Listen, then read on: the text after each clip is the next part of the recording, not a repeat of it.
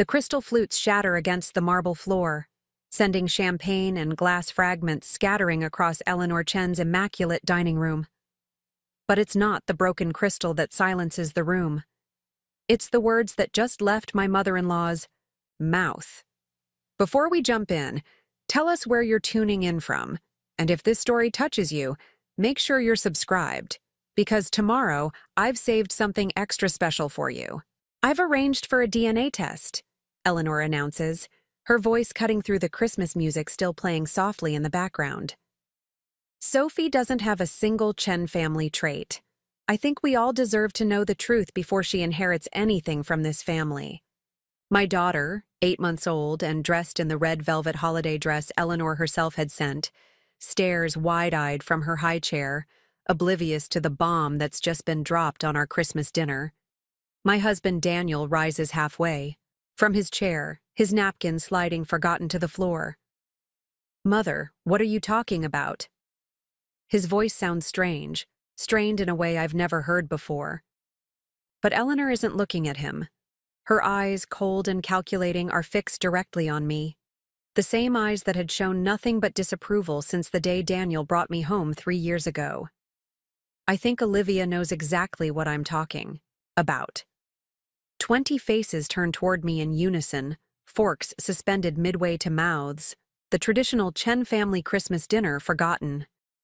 Heat rushes to my cheeks as I feel the weight of their stares.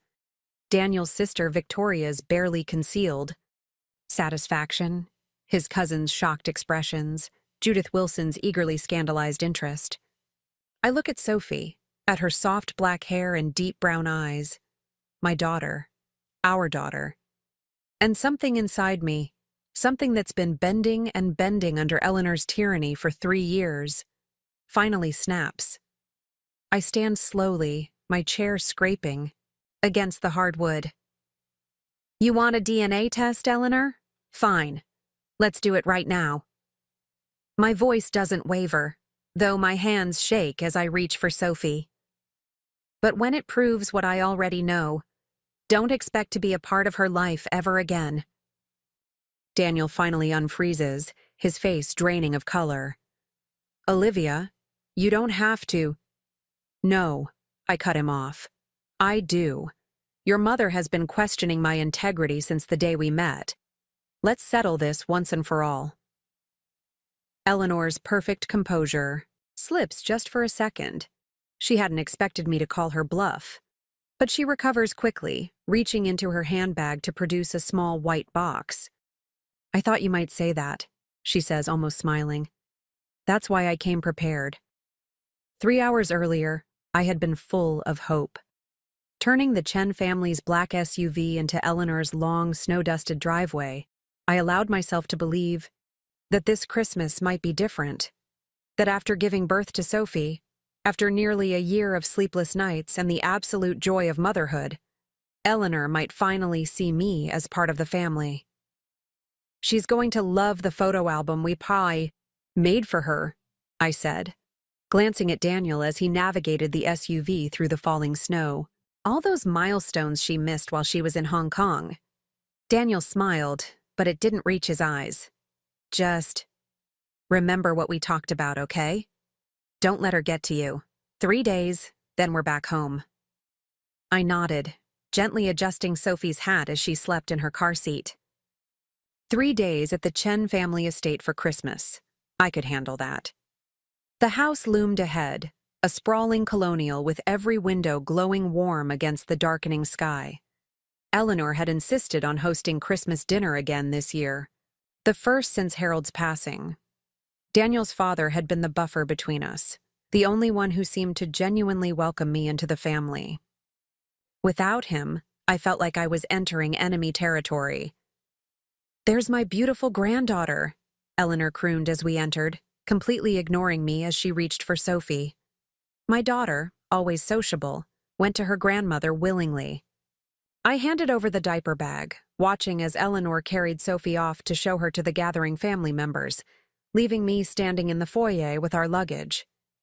Victoria appeared in the hallway, martini in hand. "Oh, you're here," she said, her gaze sweeping over my carefully chosen outfit, a red sweater dress that had cost more than I'd care to admit. Mother's been planning this dinner for weeks. She's invited everyone. Her emphasis on everyone made me uneasy. Sounds festive, I replied, striving for pleasantness. Can I help with anything? Victoria's laugh was sharp. I think Mother has everything under control. As always. I found Daniel in the kitchen, already deep in conversation with his uncle about the Chen family foundation. When Harold died, he'd left Daniel in charge of the charitable organization, much to Eleanor's dismay. She'd expected to take control herself, to guide the foundation's considerable resources according to her vision. Olivia, Eleanor called from the dining room doorway, interrupting my thoughts. Sophie needs changing, and hurry back down. Natalie has just arrived and is asking about you. My stomach dropped. Natalie Pierce, Daniel's ex-girlfriend, the daughter of Eleanor's closest friend, and the woman Eleanor had always hoped Daniel would marry. The woman who was definitely not on the guest list Daniel had shown me. You invited Natalie? I whispered to Daniel when I returned downstairs. Sophie freshly changed and now happily playing with one of her cousins. Daniel's expression darkened. Of course not. Mother must have. He trailed off, spotting Natalie across the room. She was stunning in an emerald green dress, her blonde hair swept up elegantly, laughing at something Eleanor was saying. I'll handle this, he promised, squeezing my hand before crossing the room. But as the evening progressed, it became clear that Eleanor had more planned than a simple awkward reunion. The seating arrangement placed Natalie between Daniel and his cousin, while I was relegated to the far end of the table near Victoria and Judith. Sophie's high chair was positioned next to Eleanor, out of my reach. Dinner began with Eleanor's traditional toast to family and legacy. To the Chen name, she said, raising her crystal flute, and to those who uphold its honor. Her eyes lingered meaningfully on me. The first course had just been served when Eleanor began her performance. Sophie has grown so much since I last saw her, she remarked, loud enough for the entire table to hear. Though I can't see much of Daniel in her features. An uncomfortable silence fell. Daniel cleared his throat. She has Olivia's eyes, that's for sure. Yes, Eleanor continued. All Olivia, isn't she? Not a single Chen characteristic. She turned to Natalie. You remember my son at that age, don't you, dear? The Chen family dimple, the distinct eyebrow shape. Natalie had the grace to look uncomfortable. It was a long time ago, Mrs. Chen. Genetics are funny things, I said, fighting to keep my voice steady. Sometimes traits skip a generation. Or a bloodline entirely, Eleanor murmured, just loud enough for those nearby to hear. Daniel set down his fork with a clatter. Mother, that's enough. But Eleanor was just warming up. Throughout the main course, she made pointed comments about family resemblance, the importance of the Chen legacy, and how blood would always tell. With each remark, the knot in my stomach tightened. During dessert, Eleanor produced a photo album, not the one we had brought her, but an old one filled with pictures of Daniel as a baby. Look at these Chen family traits, she said, passing the album around. The distinctive chin, the set of the eyes, all the way back to Daniel's great-grandfather. All the Chen children have them. She looked pointedly at Sophie, happily smashing cranberry sauce into her high-chair tray. All except one, it seems. And that's when she dropped her bombshell about the DNA test, sending my champagne flute crashing to the floor. The silence following Eleanor's announcement is broken by Daniel, who stands so abruptly his chair nearly topples. This dinner is over, he says, his voice tight with fury. Olivia, get Sophie. We're leaving. But Eleanor remains unruffled. If you leave now, you forfeit your position at the foundation. Preparing and narrating this story took us a lot of time, so if you are enjoying it, subscribe to our channel. It means a lot to us. Now back to the story. The board members are all here as witnesses. She gestures around the table. They deserve to know if Sophie is truly a Chen, entitled to the legacy Harold intended. I look around the table at the shocked faces of Daniel's family and the foundation, board members. This isn't just about family drama. It's about control of the Chen family foundation, the millions of dollars in charitable giving, and the power that comes with it. Eleanor has been plotting this ambush meticulously. "You can't be serious," Daniel says, but his voice carries a note of uncertainty that sends a chill through me. "The foundation bylaws are quite clear," Eleanor continues smoothly. "The heir must be a blood relative. If Sophie isn't yours, the control reverts to me, as Harold's widow." My mind races. So that's what this is about. Eleanor has never forgiven Harold for leaving the foundation to Daniel instead of her. She's been looking for a way to seize control since the reading of the will. "This is ridiculous," I say, rising to stand beside Daniel. "And frankly, cruel. To use a child, your granddaughter, as a pawn in whatever game you're playing." "It's a simple test," Eleanor interrupts. "One that will put all doubts to rest, unless, of course, you have something to hide." Daniel looks at me, and for a fraction of a second, I see it. A flicker of doubt in his eyes. It's gone instantly, replaced by anger directed at his mother. But that momentary hesitation cuts deeper than anything Eleanor could say. "Give me the test," I say, my voice steadier than I feel. "Now, in front of everyone. And when it proves you wrong, I want a public apology." Eleanor's smile is thin and satisfied. "Of course, dear." What follows is surreal. In Eleanor's opulent living room with the Christmas tree twinkling in the corner, I swab the inside of Sophie's cheek, then my own.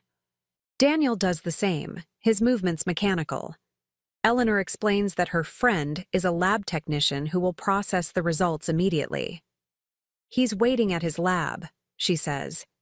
"Judith will drive the samples over and bring back the results." "That's convenient," I mutter, "but hand over the sealed samples anyway." As Judith departs with our DNA, bearing them away through the now heavily falling snow, the remaining guests break into uncomfortable clusters of whispered conversation. Natalie approaches me as I cradle Sophie protectively.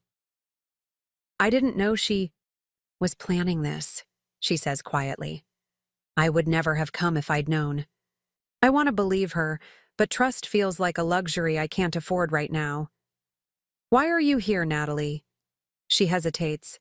"Eleanor called last week. She said Daniel was having doubts about his marriage, that he'd reached out to me." She looks genuinely distressed. "I should have known better, but we were together for so long, and I thought maybe—" The pieces click into place with sickening clarity. Eleanor hasn't just been planning to question Sophie's paternity, she's been laying groundwork to break up our marriage entirely.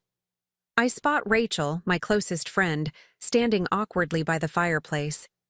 I hadn't even known Eleanor had invited her. I make my way toward her, Sophie on my hip. "What are you doing here?" I whisper. Rachel looks miserable. "Eleanor called yesterday, said you needed moral support for a family situation." "I had no idea." She squeezes my hand. "I'm so sorry, Liv." "I need you to do something for me," I say, making a quick decision. "Take Sophie to your place. If this goes sideways—" "It won't," Rachel interrupts firmly. "Daniel knows Sophie is his. Everyone with eyes knows it." But I can see Daniel across the room, cornered by two board members, his posture defensive. And for the first time since I met him, I don't know what he's thinking. "Just in case," I insist, handing Rachel my car keys. "The snow's getting worse. Leave now before the roads are impassable." After a moment's hesitation, Rachel nods. "Call me the second this is over, no matter what. Promise me." I help her bundle Sophie into her snowsuit and watch them slip out the side door, unnoticed in the chaos Eleanor has created. With my daughter safely away from this toxic environment, I can finally think clearly. My phone buzzes with a text from my cousin Jason. "Where are you? What's happening?" Jason, the only family I have left since my parents died, lives just 30 minutes away. I quickly type, "Eleanor Chen's house. Family crisis. Need your help." Then I add the address. His response is immediate. "On my way." Crossing the room to where Daniel stands, I place my hand on his arm. "Can we talk? Privately?" He follows me into Harold's old study, closing the door behind us. As soon as we're alone, his carefully maintained composure crumbles. "Olivia, I'm so sorry. I had no idea she would do something like this." His voice breaks. "I never doubted you, not for a second. You have to believe that." I want to believe him, but that flicker of uncertainty I'd seen. "Then why did you look at me that way when she announced the test?" Daniel runs his hands through his hair, a gesture of frustration I know well. "It wasn't doubt about you. It was. I was realizing how far she's willing to go. Using Sophie as a weapon against us, against me." He looks up, his eyes pained. "The foundation was my father's life work. He trusted me to carry it on. If she takes that away." "Is that all you're worried about? The foundation?" The question comes out sharper than I intended. "No. God, no." He takes my hands. "But you have to understand, if she gets control, she'll dismantle everything my father built. All the programs for underprivileged kids, the scholarship funds. She'll redirect it all to her society friends' pet projects, status symbols instead of actual help." I pull my hands away. "And what about us? What about our family?" Before he can answer, there's a commotion in the hallway. Through the study window, I see headlights cutting through the snow, Judith returning with the test results. "This ends now," Daniel says, squaring his shoulders. "Whatever those results say, though we both know what they'll say, I'm cutting ties with her. She's gone too far." But as we return to the living room, where everyone has reassembled in tense anticipation, I notice something odd. Eleanor looks too confident, exchanging knowing glances with Victoria. And Judith, snow still melting on her designer coat, can't quite meet my eyes as she hands the sealed envelope to Eleanor. "Shall I do the honors?" Eleanor asks, her voice dripping with false concern. "No," Daniel says firmly, stepping forward. "The results come to us, not you." For a moment, it seems Eleanor might refuse, but then she hands over the envelope with a small, satisfied smile that sends warning bells ringing in my head. Daniel opens it, his face unreadable as he scans. The contents. Then slowly, he passes the paper to me. I brace myself, confident in what I'll see, but the words on the page make my blood run cold. Probability of paternity. 0. 0%. The room spins around me. This is impossible. Sophie is Daniel's daughter. There has never been anyone else. "I think we have our answer," Eleanor says into the shocked silence. "I'll be calling an emergency board meeting tomorrow morning to discuss the transition of leadership, as per the bylaws." Daniel stares at the paper in my hand. "This isn't right," he says, but his voice lacks conviction.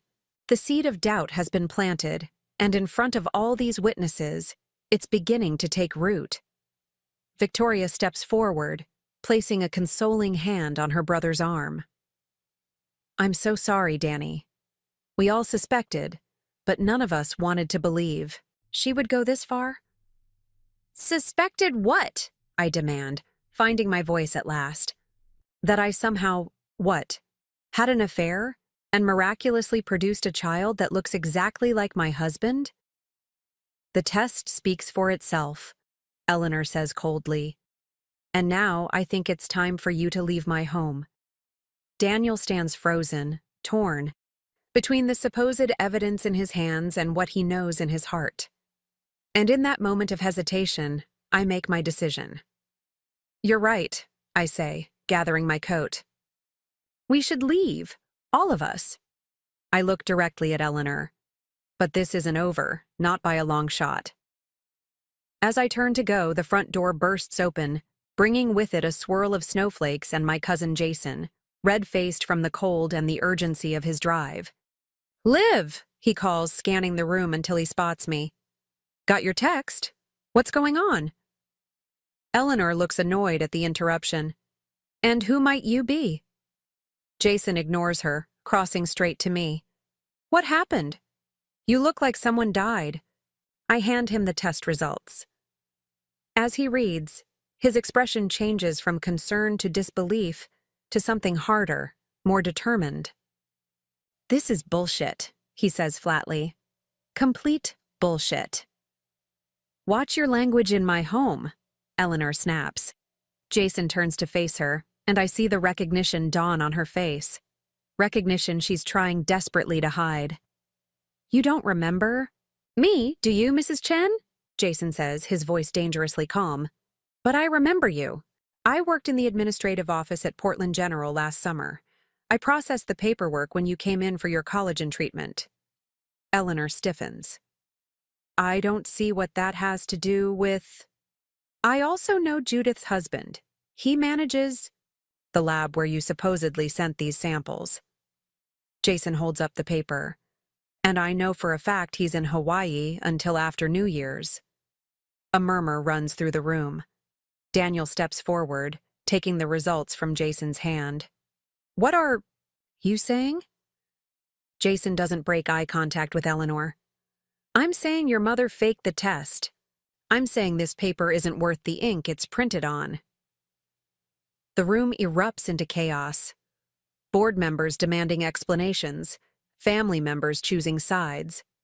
Through it all, Eleanor stands rigid, her perfect composure finally cracking as her carefully orchestrated plan begins to unravel. But it's not over yet, not even close. Because when the real test results come back, they'll reveal a truth far more shocking than anything Eleanor could have fabricated. A truth that will change the Chen family forever. And as I stand there in the midst of the chaos, watching my mother-in-law's world beginning to crumble, I realize this is just the beginning.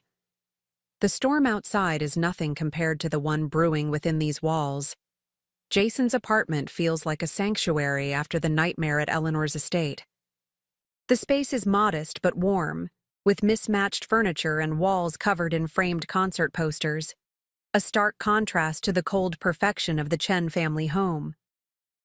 I sink into his worn leather couch, exhaustion finally catching up with me, as the adrenaline fades.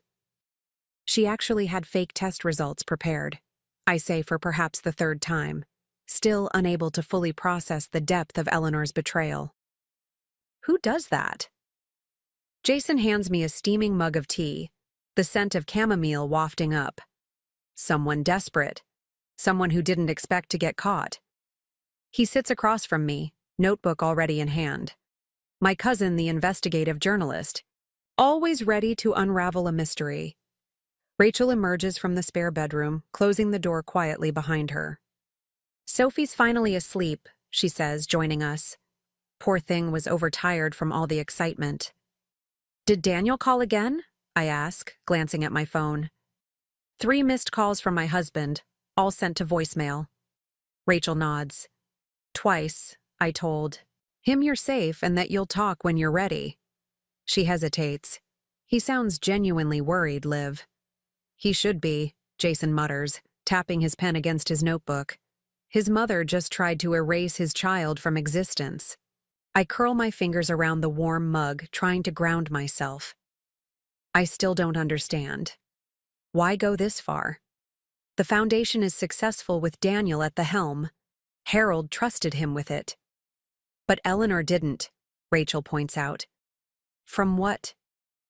You've told us. She's never accepted being sidelined. Jason scribbles something in his notebook. It's more than that. The Chen Family Foundation controls millions in assets. Whoever runs it has influence in every major institution in Portland. Power, I say, the realization settling like a stone. It's about power. And control. Rachel adds. She was losing her grip on Daniel once Sophie came along. Your little family became his priority, not her. My phone buzzes again. Daniel. After a moment's hesitation, I answer, putting it on speaker. Olivia. Thank God. His voice comes through, tight with tension. Are you and Sophie okay? Where are you? We're safe, I say, not volunteering our location. That's all you need to know right now. There's a pause, then. I kicked her out. Mother. Told her to go to Victoria's until we sort this out. His voice drops lower. I never imagined she'd go this far, Liv. You have to believe me. I exchange glances with Jason and Rachel, their expressions mirroring my uncertainty. I don't know what to believe anymore, Daniel. The tests were fake, he says firmly. We all know that now. But I've arranged for legitimate testing tomorrow. The lab director is a friend from college, completely trustworthy. I bristle at the suggestion. So you still think we need a test? After everything that happened tonight? No! God, no! Daniel sounds frustrated. It's not for me. It's for the board. Mother's been spreading rumors for weeks, apparently. She's created enough doubt that they're demanding verification before the emergency meeting she's called.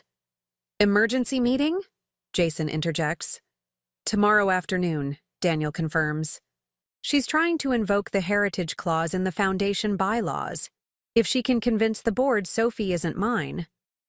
She gets control, I finish, the full picture becoming clearer. She's been planning this for months, hasn't she? Daniel's sigh crackles through the speaker. I think longer. Dad changed his will 8 months ago, right after we told everyone you were pregnant.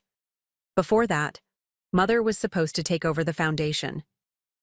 The timing clicks into place. Eleanor's increasing hostility, the subtle comments about Sophie's appearance, the surprise invitation to Natalie. Not random cruelty, but calculated steps in a longer game. When did we lose her, Daniel? I ask quietly. When did your mother become someone capable of this? The silence stretches before he answers. I don't think we lost her. I don't think we ever had her. Another pause. Will you come home, please? We need to face this together. I look at Jason and Rachel, both giving me subtle nods of encouragement. Not tonight, I decide. Sophie's finally asleep, and I need time to think, but I'll meet you at the lab tomorrow morning. After we hang up, Jason immediately resumes his interrogation. When exactly did things start changing with Eleanor? Think back carefully. I close my eyes, trying to pinpoint when my relationship with my mother-in-law began its terminal decline. 4 months after the wedding, I say finally. We'd been talking about starting a family, and she suddenly became obsessed with the Chen family bloodline, started showing me old family photos, talking about genetic traits, how the Chen jaw and eyes had persisted for generations. Rachel snorts. Subtle. Then when I got pregnant, I continue, the memories flooding back. She insisted on coming to doctor's appointments, asking about genetic testing, offering to pay for additional screenings. Collecting ammunition, Jason murmurs, writing, rapidly. But here's what doesn't make sense, Rachel says, leaning forward. Why wait until Sophie was born to make her move? Why not question paternity during the pregnancy? Jason taps his pen thoughtfully. Because she needed witnesses. The board members, family, friends, all present to see the drama unfold. A public spectacle designed to humiliate Olivia and sow maximum doubt about Sophie. She needed an audience. I agree, the realization making my stomach turn. And what better audience than the entire extended family and the foundation board, all gathered for Christmas dinner? Rachel's expression darkens. There's something else we're missing. Jason, you mentioned you knew Judith's husband, the lab director? Mark Wilson. He's been in Hawaii since last week, some medical conference. There's no way he processed any tests today. So who created the fake results? I ask. Jason's phone buzzes. He glances at it, his expression shifting to one of grim satisfaction. I think we're about to find out. My friend at Portland General just got back to me about Eleanor's recent visits. He shows us the screen, a text message with an attached file. What am I looking at? I ask, squinting at the medical record. Eleanor Chen's appointment schedule for the past 6 months, Jason says. Look who she's been seeing regularly. I scan the list, one name jumping out, Dr. Andrew Fielding, Genetics Department. A geneticist? Rachel asks, reading over my shoulder. Not just any geneticist, Jason says grimly. He's been trying to get research funding from the Chen Foundation for years. Daniel's always turned him down. Ethical concerns about his work. The pieces start falling into place. So Eleanor promised him funding if he helped her fake the test results. Exactly, Jason confirms. And my friend says Eleanor had multiple appointments listed as sample collection. What samples would she need unless... The realization hits me like a physical blow. She was collecting Sophie's DNA. All those times she insisted on watching her, taking her for the day. She was building her case, Rachel finishes, horror dawning on her face. My phone rings again, an unknown number. I answer cautiously. Olivia, it's Dr. Patel. Dr. Patel, Sophie's pediatrician, a kind woman who's cared for my daughter since birth. I hope I'm not calling too late, she continues, sounding troubled. But after what Daniel told me, I thought you should know right away. My pulse quickens. Know what? Eleanor Chen has been requesting copies of Sophie's medical records for months. She claimed Daniel had authorized it, had paperwork that appeared to have his signature. The doctor's voice drops lower. I should have verified directly with you. I'm so sorry. It's not your fault, I assure her, though my mind is racing.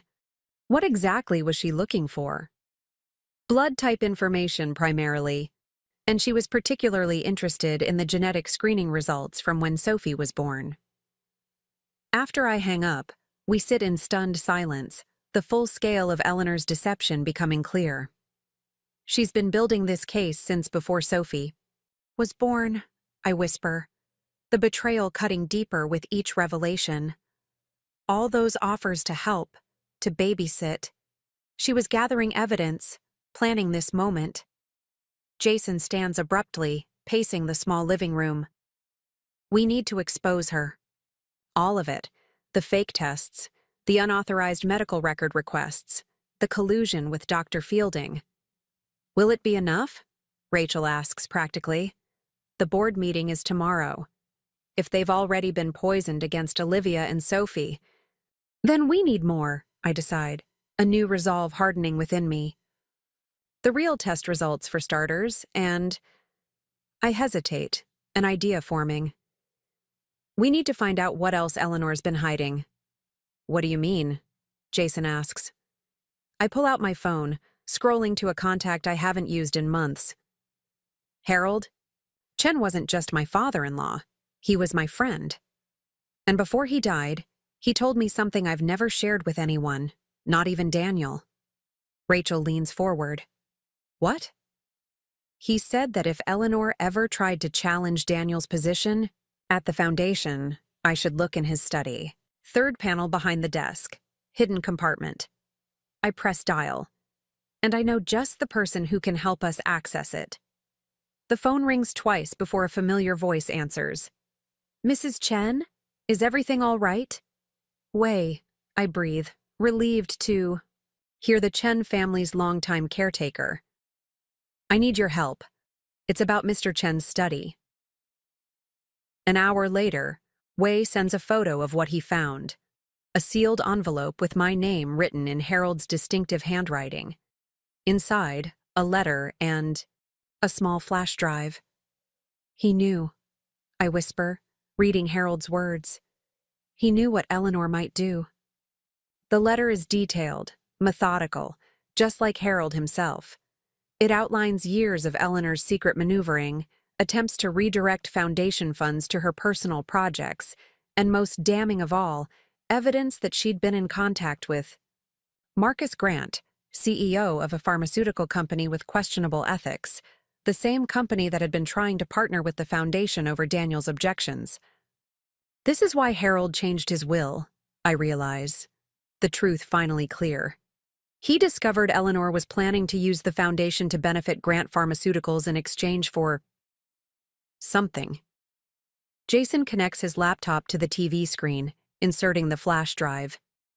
Folders appear, neatly labeled with dates stretching back years. Personal correspondence, Rachel reads over my shoulder as we scan the files. Financial records. Wait, what's this? She points to a folder labeled simply Contingency. Inside, we find a video file, a recording Harold made 3 weeks before his death. We watch in silence as his face appears on screen, thinner than I remember, but with the same kind eyes that had welcomed me into the family when Eleanor wouldn't. Olivia? He begins, his voice slightly raspy. If you're watching this, then my suspicions about Eleanor have proven correct. I've observed her behavior changing since you and Daniel announced your pregnancy. What should have been joyous news seems to have triggered something dangerous in her. He coughs, taking a moment to compose himself.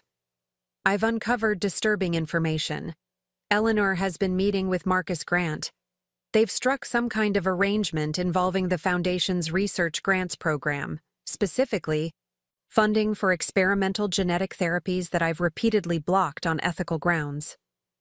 The video continues, Harold methodically outlining the evidence he's gathered. Financial trails, recorded conversations, emails obtained through his position as CEO. But there's something else, he says, his expression grave. Something I haven't told Daniel because I can't bear for him to know unless absolutely necessary. It concerns Eleanor's past before we were married. I lean forward, heart pounding as Harold reveals a secret buried for decades. Eleanor's first marriage, briefly, to Marcus Grant himself, a relationship she had concealed from everyone, including her own son. The marriage was annulled, Harold explains. But they've maintained a connection all these years, hidden from everyone. I believe they've been conspiring to use the foundation for Grant's benefit, something I've always prevented. With me gone, Eleanor will try to regain control, and Sophie's birth provides her the perfect opportunity.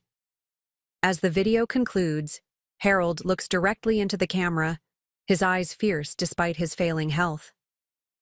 The foundation is Daniel's birthright, and now Sophie's. Don't let Eleanor steal it from them. Everything you need is on this drive. Use it only if you must.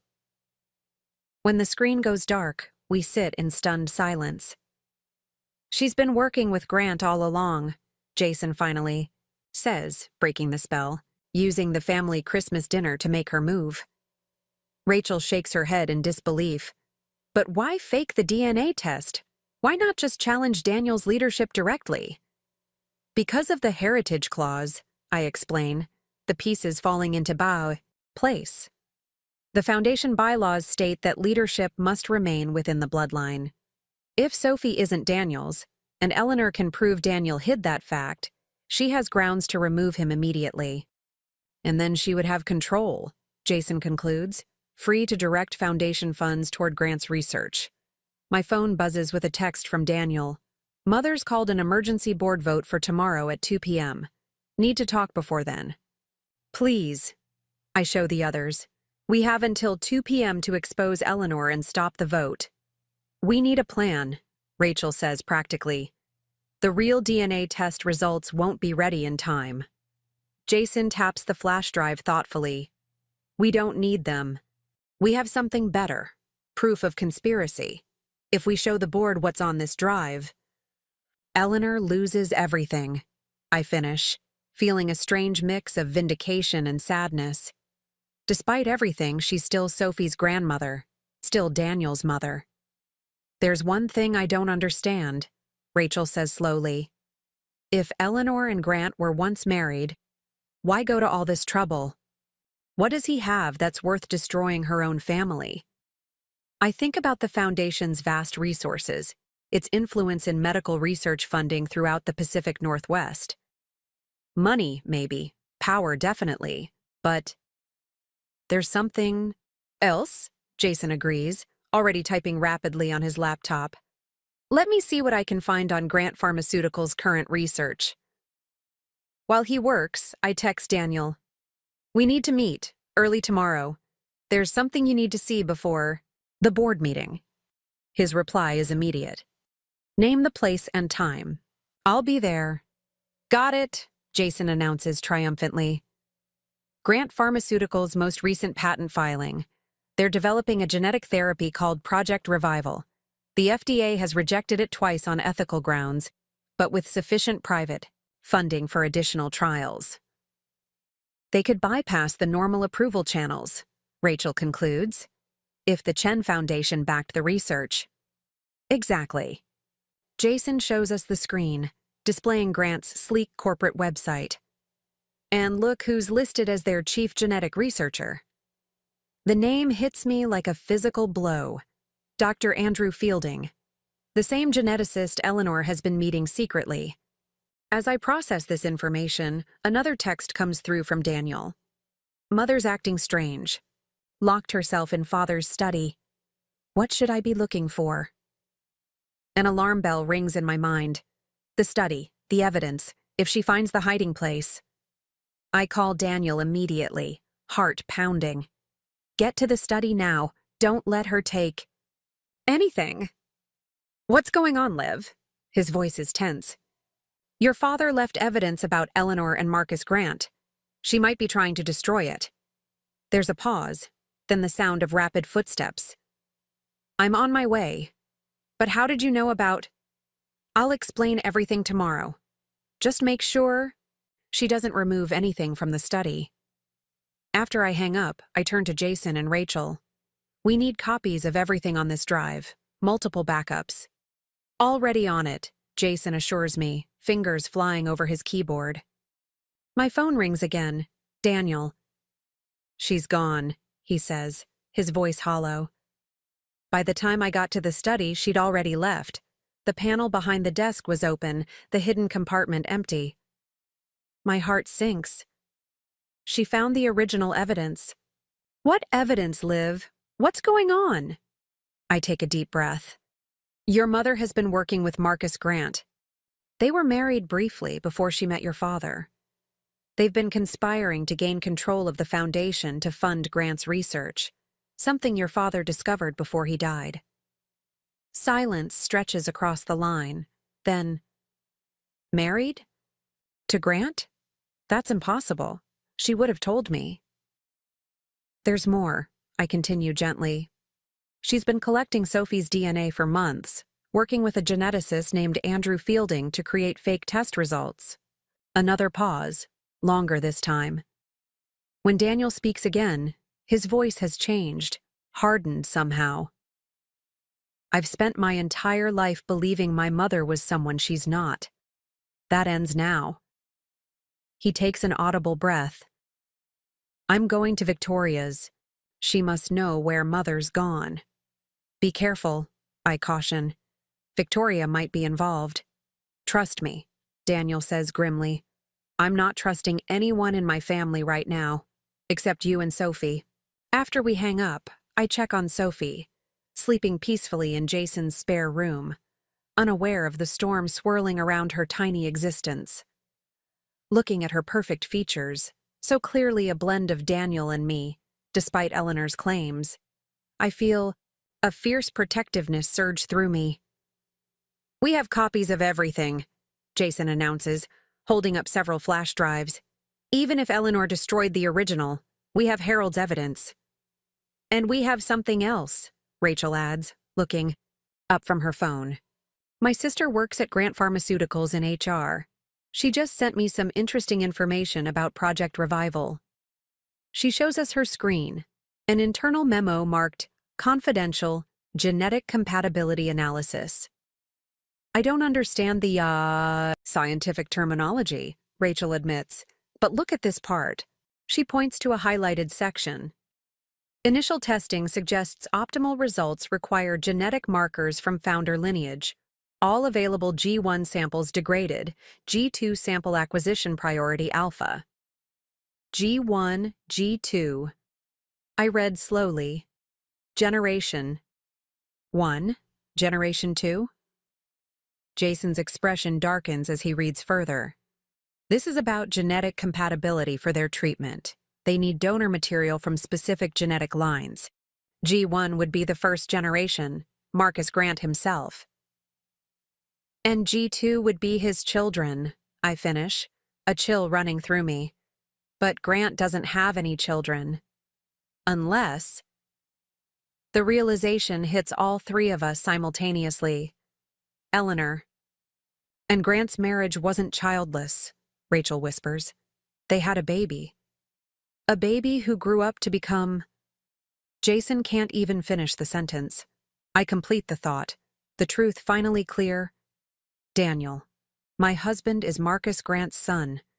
The pieces fall into place with sickening clarity.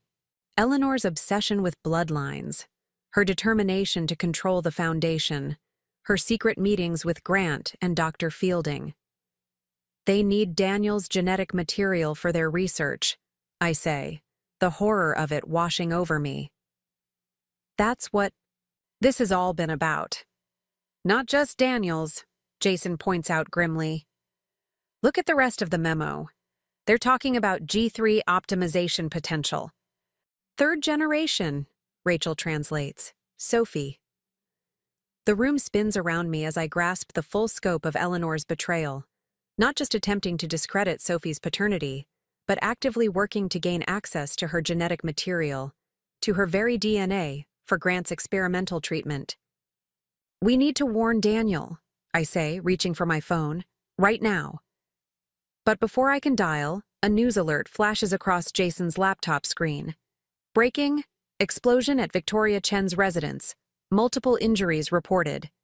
The headline is accompanied by footage of a familiar house engulfed in flames, emergency vehicles surrounding the property as firefighters battle the blaze.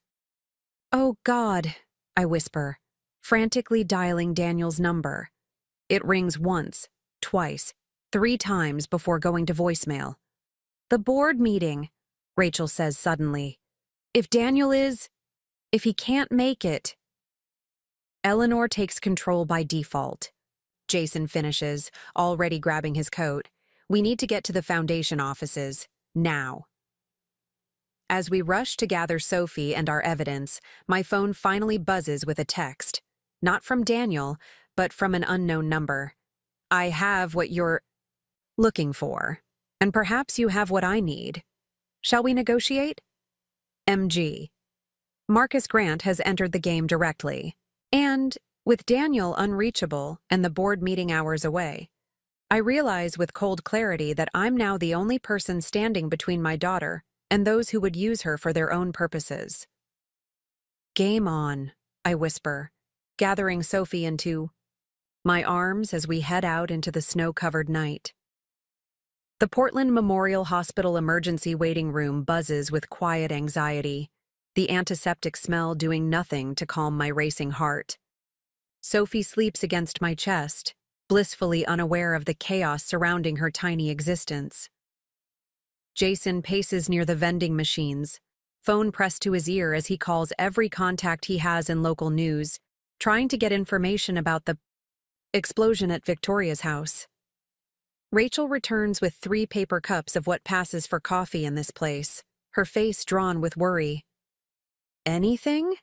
I shake my head, glancing again at the emergency room doors. They still won't tell me anything, since I'm not immediate family. Oh! The irony isn't lost on me. After everything Eleanor has done to erase my connection to the Chen family, hospital policy is now enforcing that very divide. My phone buzzes with another text from the unknown number. Marcus Grant.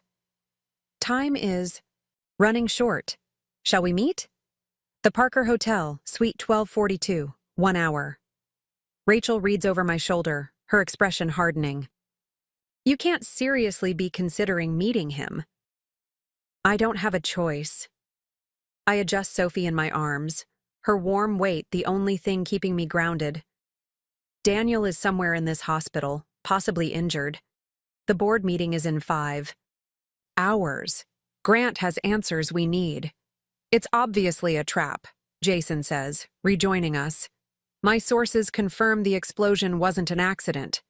Police are treating it as potential arson. A cold dread settles in my stomach. Eleanor? Jason's grim expression is answer enough. 3 people were brought here from the scene with injuries. 1 male, 2 females. That's all they'll confirm. I stand, decision made. You 2 stay here. Try to get information on Daniel. I'm going to meet Grant. Absolutely not, Rachel protests, already reaching for Sophie. At least leave the baby with us. For a moment, I hesitate. Maternal. Instinct warring with strategy. Then I shake my head. Sophie stays with me. She's what they want. What they've always wanted. And that makes her my strongest bargaining chip. Jason steps closer, lowering his voice. Liv, think about what you're saying. You're talking about using your daughter as bait. No, I correct. Him, steel entering my voice. I'm talking about showing Grant exactly what he can't have, what he'll never have. I check my bag, making sure Harold's flash drive is secure. But I need you to do something for me while I'm gone. 20 minutes later, a taxi drops me at the Parker Hotel, an elegant high-rise in downtown Portland. Snow continues to fall, blanketing the city in white silence that feels at odds with the turmoil of the past 12 hours. The doorman eyes me curiously as I enter with Sophie, but says nothing as I make my way to the elevators. Suite 1242 is at the end of a plushly carpeted hallway. I take a deep breath, adjusting Sophie in her carrier, and knock. The door opens to reveal an elegant man in his 70s, silver-haired and impeccably dressed in a tailored suit. Marcus Grant's face is familiar from countless business magazines and pharmaceutical company promotional materials. His practiced smile not quite reaching his pale blue eyes that immediately fix on Sophie with unsettling intensity. Mrs. Chen, he says smoothly, stepping aside to let me enter. Thank you for coming. And you brought the little one. How thoughtful. The suite is opulent. All sleek furnishings and panoramic views of snow-covered Portland. Standing by the window is a figure that makes my blood run cold. Eleanor Chen, looking remarkably composed for someone whose house exploded just hours ago. Where's Daniel? I demand, remaining near the door, one hand protectively on Sophie's. Carrier. Straight to business, Grant remarks, closing the door with a soft click that sounds disturbingly final. I've always appreciated that quality. Your husband is alive, if that's your concern. No thanks to you, I snap, looking directly at Eleanor. Staging an explosion? That's a new low even for you. Eleanor's perfect composure doesn't falter. I have no idea what you're talking about. I wasn't even at Victoria's house when the unfortunate gas leak occurred. Gas leak, I repeat flatly. Is that the story you're going with? Grant gestures to the sitting area. Please, sit. We have much to discuss and limited time. I remain standing. I prefer to keep this short. You have something I want, information, about Daniel's condition and location, and apparently, I have something you want. I glance down at Sophie, who chooses that moment to wake, blinking sleepily. Though I'm still not entirely clear on what that is, beyond her genetic material. A flicker of surprise crosses Grant's face before his mask of affability returns. You've done your homework. Harold's contingency plan, I presume. Among other things, I confirm, including the Project Revival files and your need for genetic material from your own bloodline, your son's bloodline, your granddaughter's bloodline. Grant and Eleanor exchange a glance that confirms everything. Daniel doesn't know the truth. He has no idea that the man he's spent his life believing was his father isn't biologically related to him at all. How long have you known? Eleanor asks, her voice tight. Long enough. I shift Sophie's carrier to my other hand. What I don't understand is why the elaborate charade. The fake DNA test claiming Sophie isn't Daniel's? She's what they want. What they've always wanted. And that makes her my strongest bargaining chip. Jason steps closer, lowering his voice. Liv, think about what you're saying. You're talking about using your daughter as bait. No, I correct. Him. Steel entering my voice. I'm talking about showing Grant exactly what he can't have. What he'll never have. I check my bag, making sure Harold's flash drive is secure. But I need you to do something for me while I'm gone. 20 minutes later, a taxi drops me at the Parker Hotel, an elegant high-rise in downtown Portland. Snow continues to fall, blanketing the city in white silence that feels at odds with the turmoil of the past 12 hours. The doorman eyes me curiously as I enter with Sophie but says nothing as I make my way to the elevators. Suite 1242 is at the end of a plushly carpeted hallway. I take a deep breath, adjusting Sophie in her carrier, and knock. The door opens to reveal an elegant man in his 70s, silver-haired and impeccably dressed in a tailored suit. Marcus Grant's face is familiar from countless business magazines and pharmaceutical company promotional materials. His practiced smile not quite reaching his pale blue eyes that immediately fix on Sophie with unsettling intensity. Mrs. Chen, he says smoothly, stepping aside to let me enter. Thank you for coming. And you brought the little one. How, thoughtful. The suite is opulent, all sleek furnishings and panoramic views of snow-covered Portland. Standing by the window is a figure that makes my blood run cold. Eleanor Chen, looking remarkably composed for someone whose house exploded just hours ago. Where's Daniel? I demand, remaining near the door, one hand protectively on Sophie's carrier. Straight to business, Grant remarks, closing the door with a soft click that sounds disturbingly final. I've always appreciated that quality. Your husband is alive, if that's your concern. No thanks to you, I snap, looking directly at Eleanor. Staging an explosion? That's a new low, even for you. Eleanor's perfect composure doesn't falter. I have no idea what you're talking about. I wasn't even at Victoria's house when the unfortunate gas leak occurred. Gas leak, I repeat flatly. Is that the story you're going with? Grant gestures to the sitting area. Please sit. We have much to discuss and limited time. I remain standing. I prefer to keep this short. You have something I want. Information about Daniel's condition and location. And apparently I have something you want. I glance down at Sophie, who chooses that moment to wake, blinking sleepily.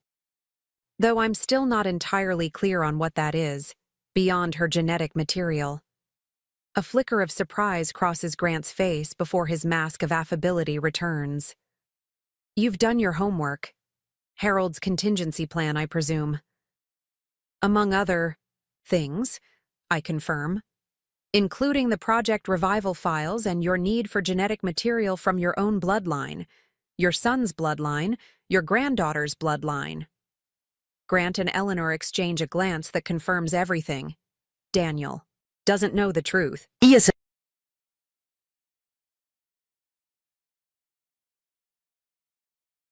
Usually be delighted to keep me Matty's head on. Go hold lean chap, you go yo, din no bowden, late an extra roboro voice, Teddy.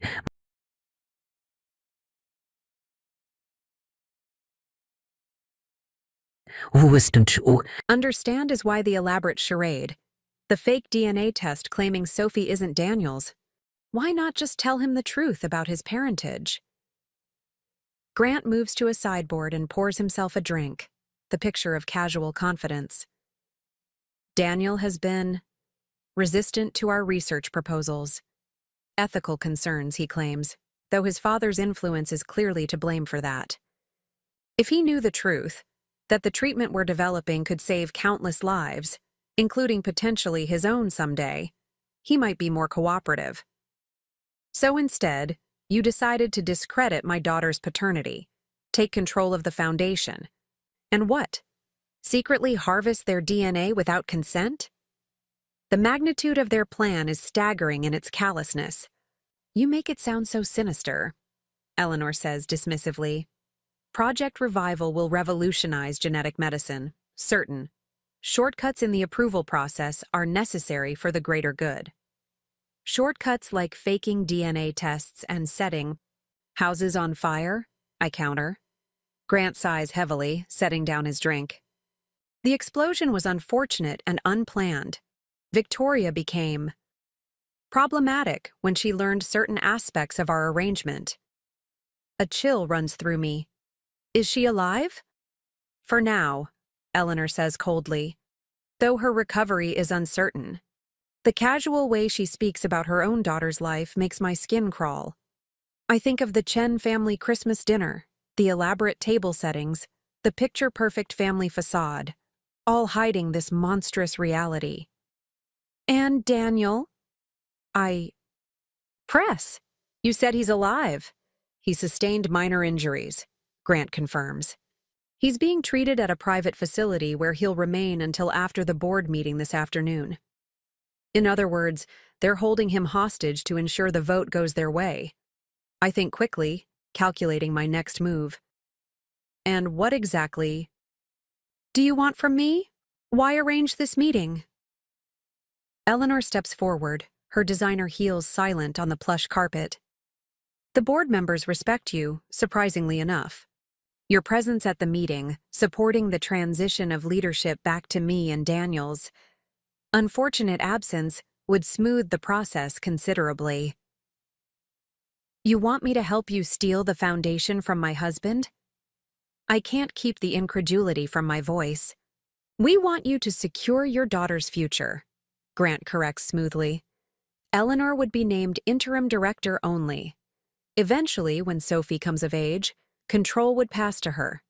Think of it as protecting her inheritance. I almost laugh at the audacity.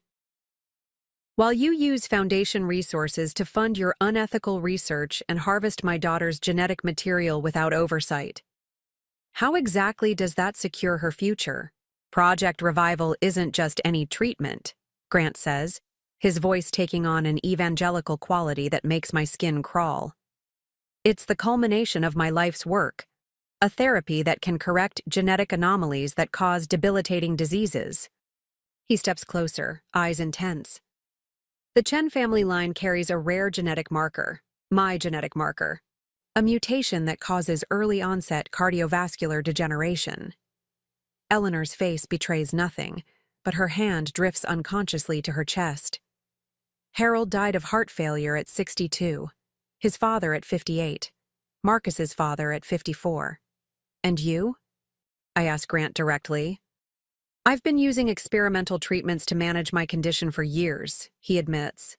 But they're stopgaps at best.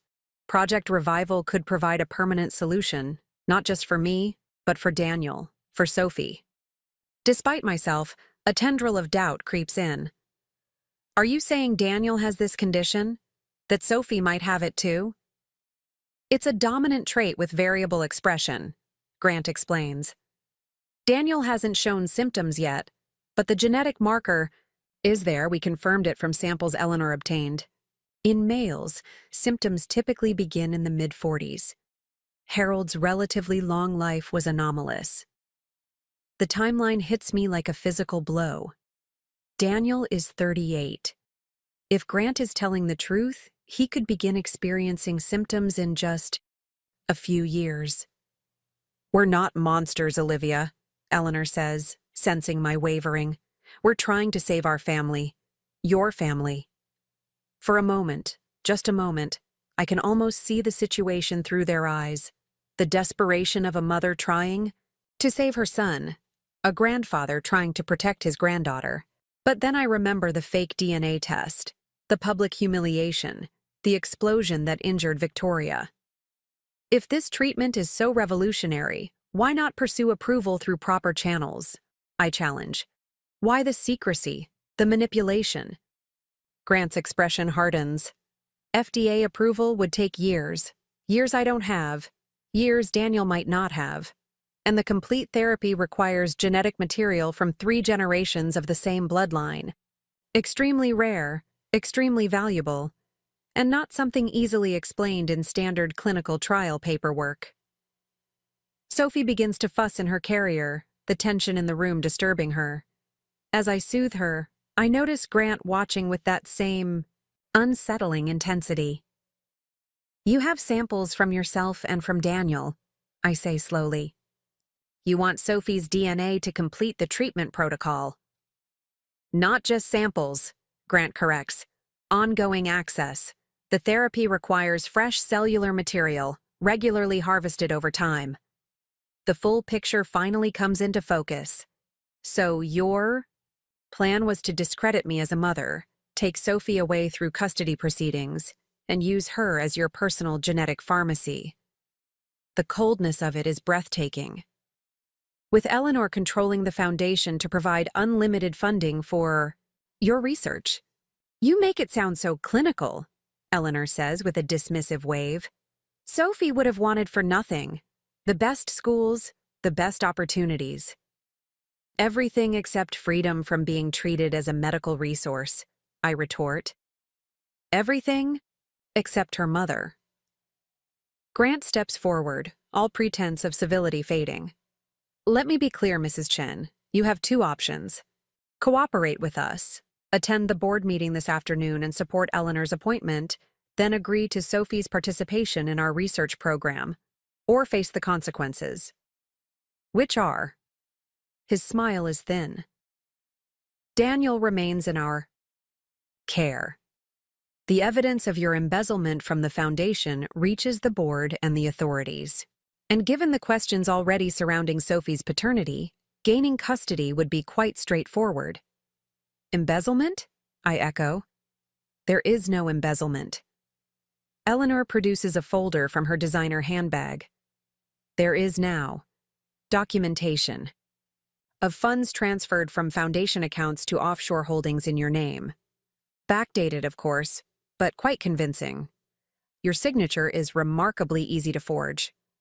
I think of Harold's warning about Eleanor's capacity for deception, of the careful contingency plans he'd put in place. He knew.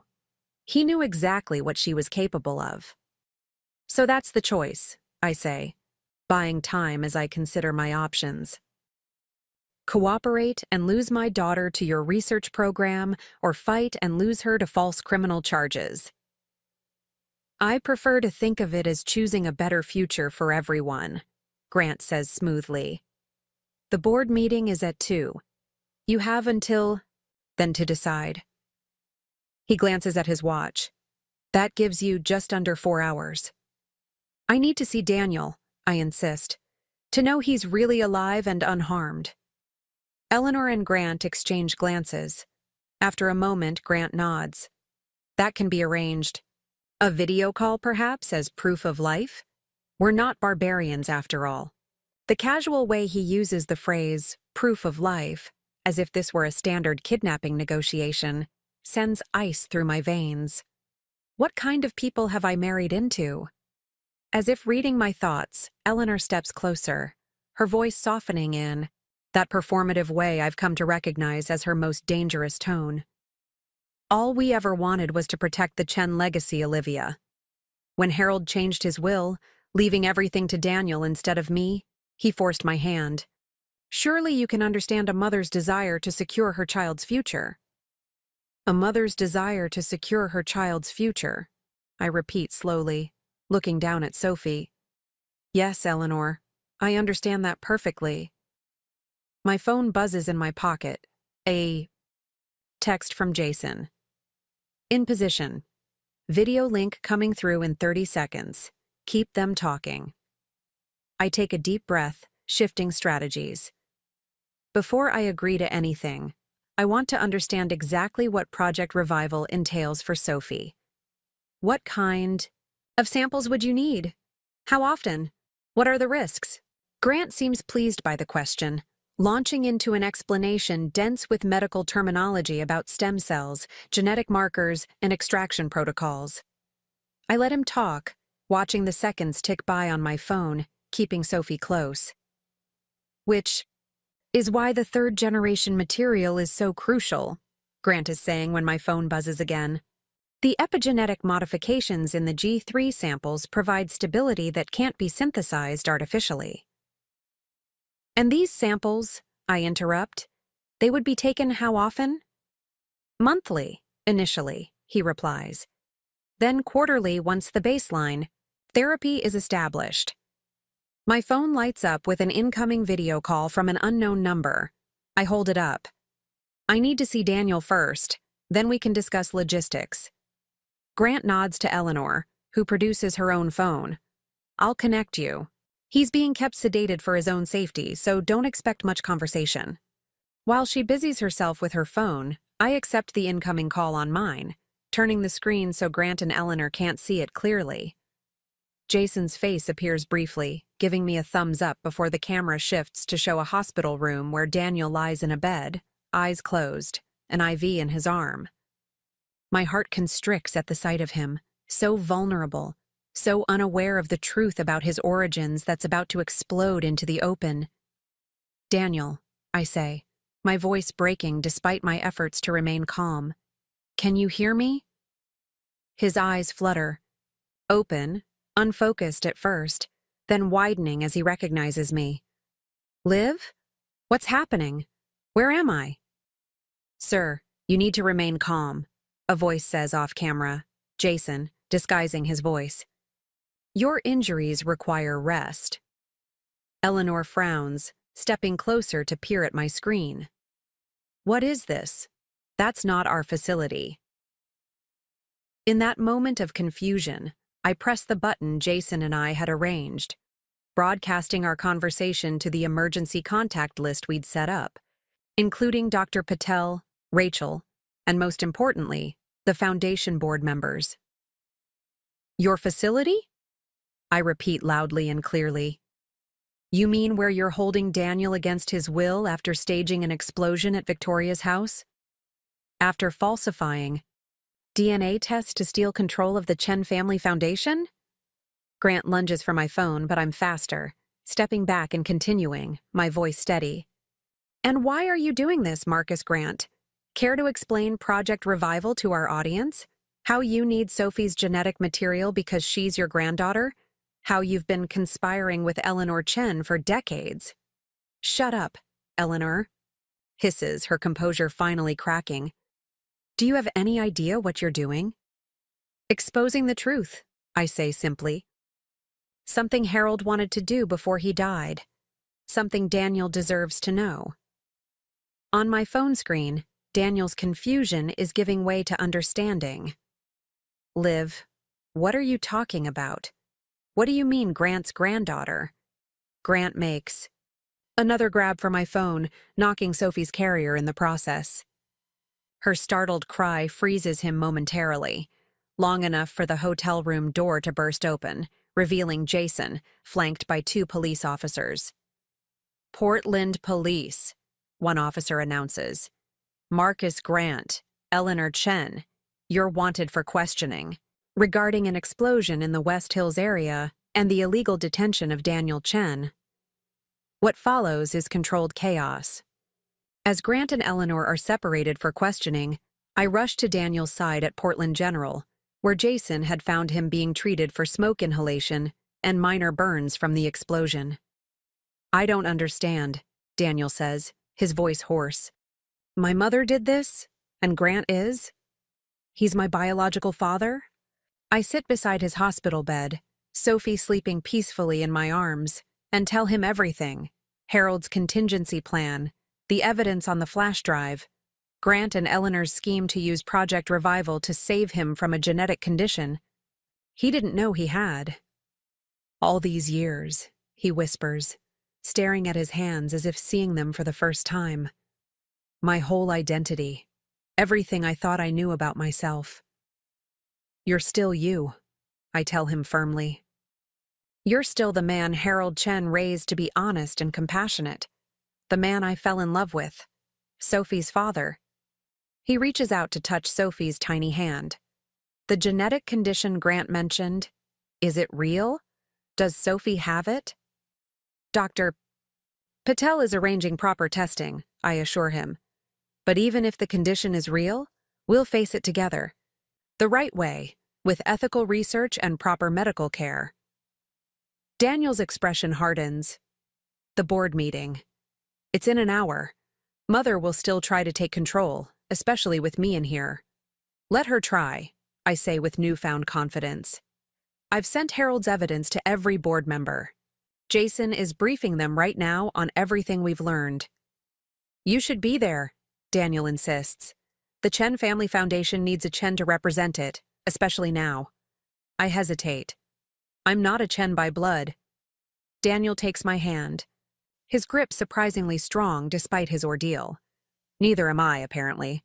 But we're both Chens where it counts, in our commitment to Harold's vision for the foundation. He squeezes my fingers. Go, take Sophie. Show the board exactly who they're fighting for. The Chen Foundation headquarters occupies the top 3 floors of a sleek downtown high-rise. I've been here countless times for charity galas and holiday parties, but never like this. Never with Sophie in my arms and the future of the foundation hanging in the balance. The boardroom falls silent as I enter, all eyes turning to take in my appearance. I'm still wearing yesterday's clothes, rumpled from the night in Jason's apartment and the confrontation at the hotel. Sophie is awake and alert in her carrier, bright eyes taking in the unfamiliar surroundings. Eleanor sits at the head of the table, exactly where she's always believed she belongs. She looks up at my entrance, her expression a controlled mask of concern. Olivia, she says smoothly. How kind of you to join us. I was just explaining Daniel's unfortunate absence and the need for temporary leadership during this difficult time. Daniel isn't absent, I reply, placing Sophie's carrier carefully on the table where everyone can see her. He's recovering from injuries sustained in an explosion at Victoria's home, an explosion the police are currently investigating as attempted murder. Murmurs ripple around the table. Eleanor's smile remains fixed, though something dangerous flashes in her eyes. Such dramatic accusations, she says with forced lightness. The gas leak was a tragic accident. Like the falsified DNA test results? I interrupt, removing Harold's flash drive from my bag and placing it beside Sophie. Or the secret meetings with Marcus Grant about Project Revival?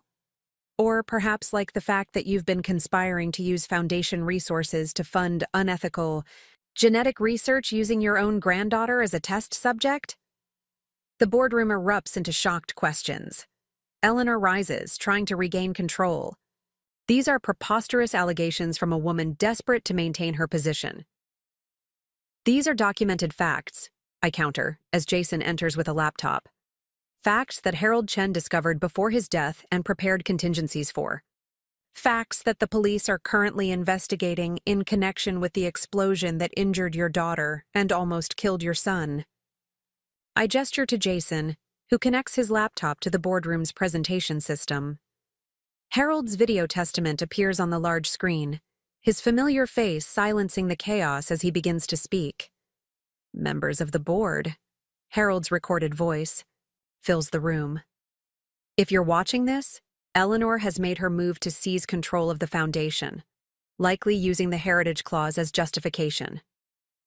As the video plays, I watch the board members' expressions transform from confusion to shock to anger. Eleanor remains standing, her perfect facade crumbling with each revelation from beyond the grave as Harold methodically outlines her decades of deception, her secret relationship with Grant, and her attempts to undermine the Foundation's ethical guidelines. When the video ends, the silence is deafening. All eyes turn to Eleanor, who has aged years in the space of minutes, her carefully maintained composure shattered. You don't understand, she finally says, her voice uncharacteristically small. Marcus's treatment could save Daniel's life.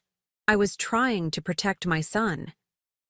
By endangering your granddaughter? I ask quietly. By destroying your daughter's home when she threatened to expose you? Those aren't the actions of a mother protecting her child.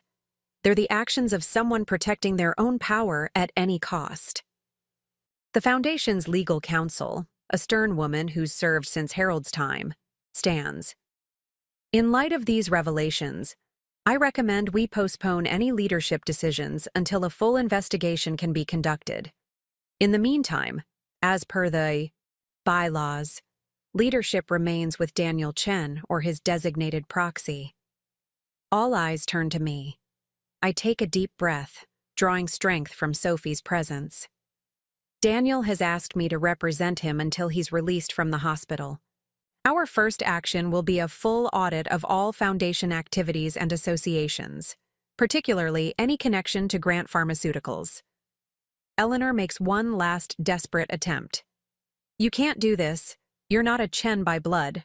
The bylaws specifically state. The bylaws state that leadership must remain within the Chen family. The legal counsel interrupts.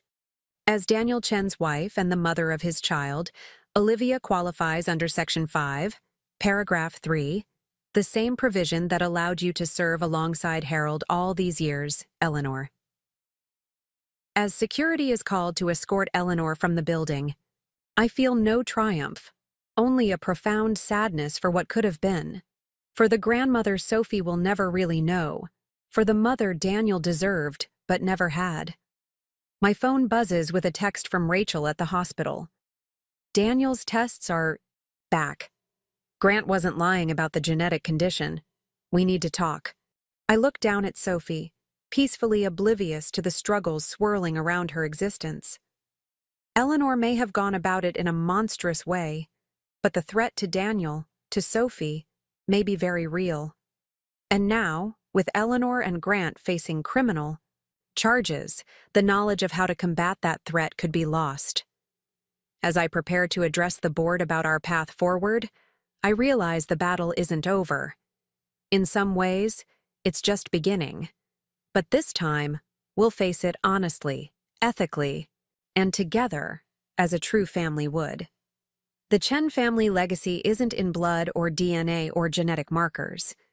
It's in the values Harold lived by, the ones Daniel embodies, and the ones I will teach Sophie, no matter what challenges lie ahead.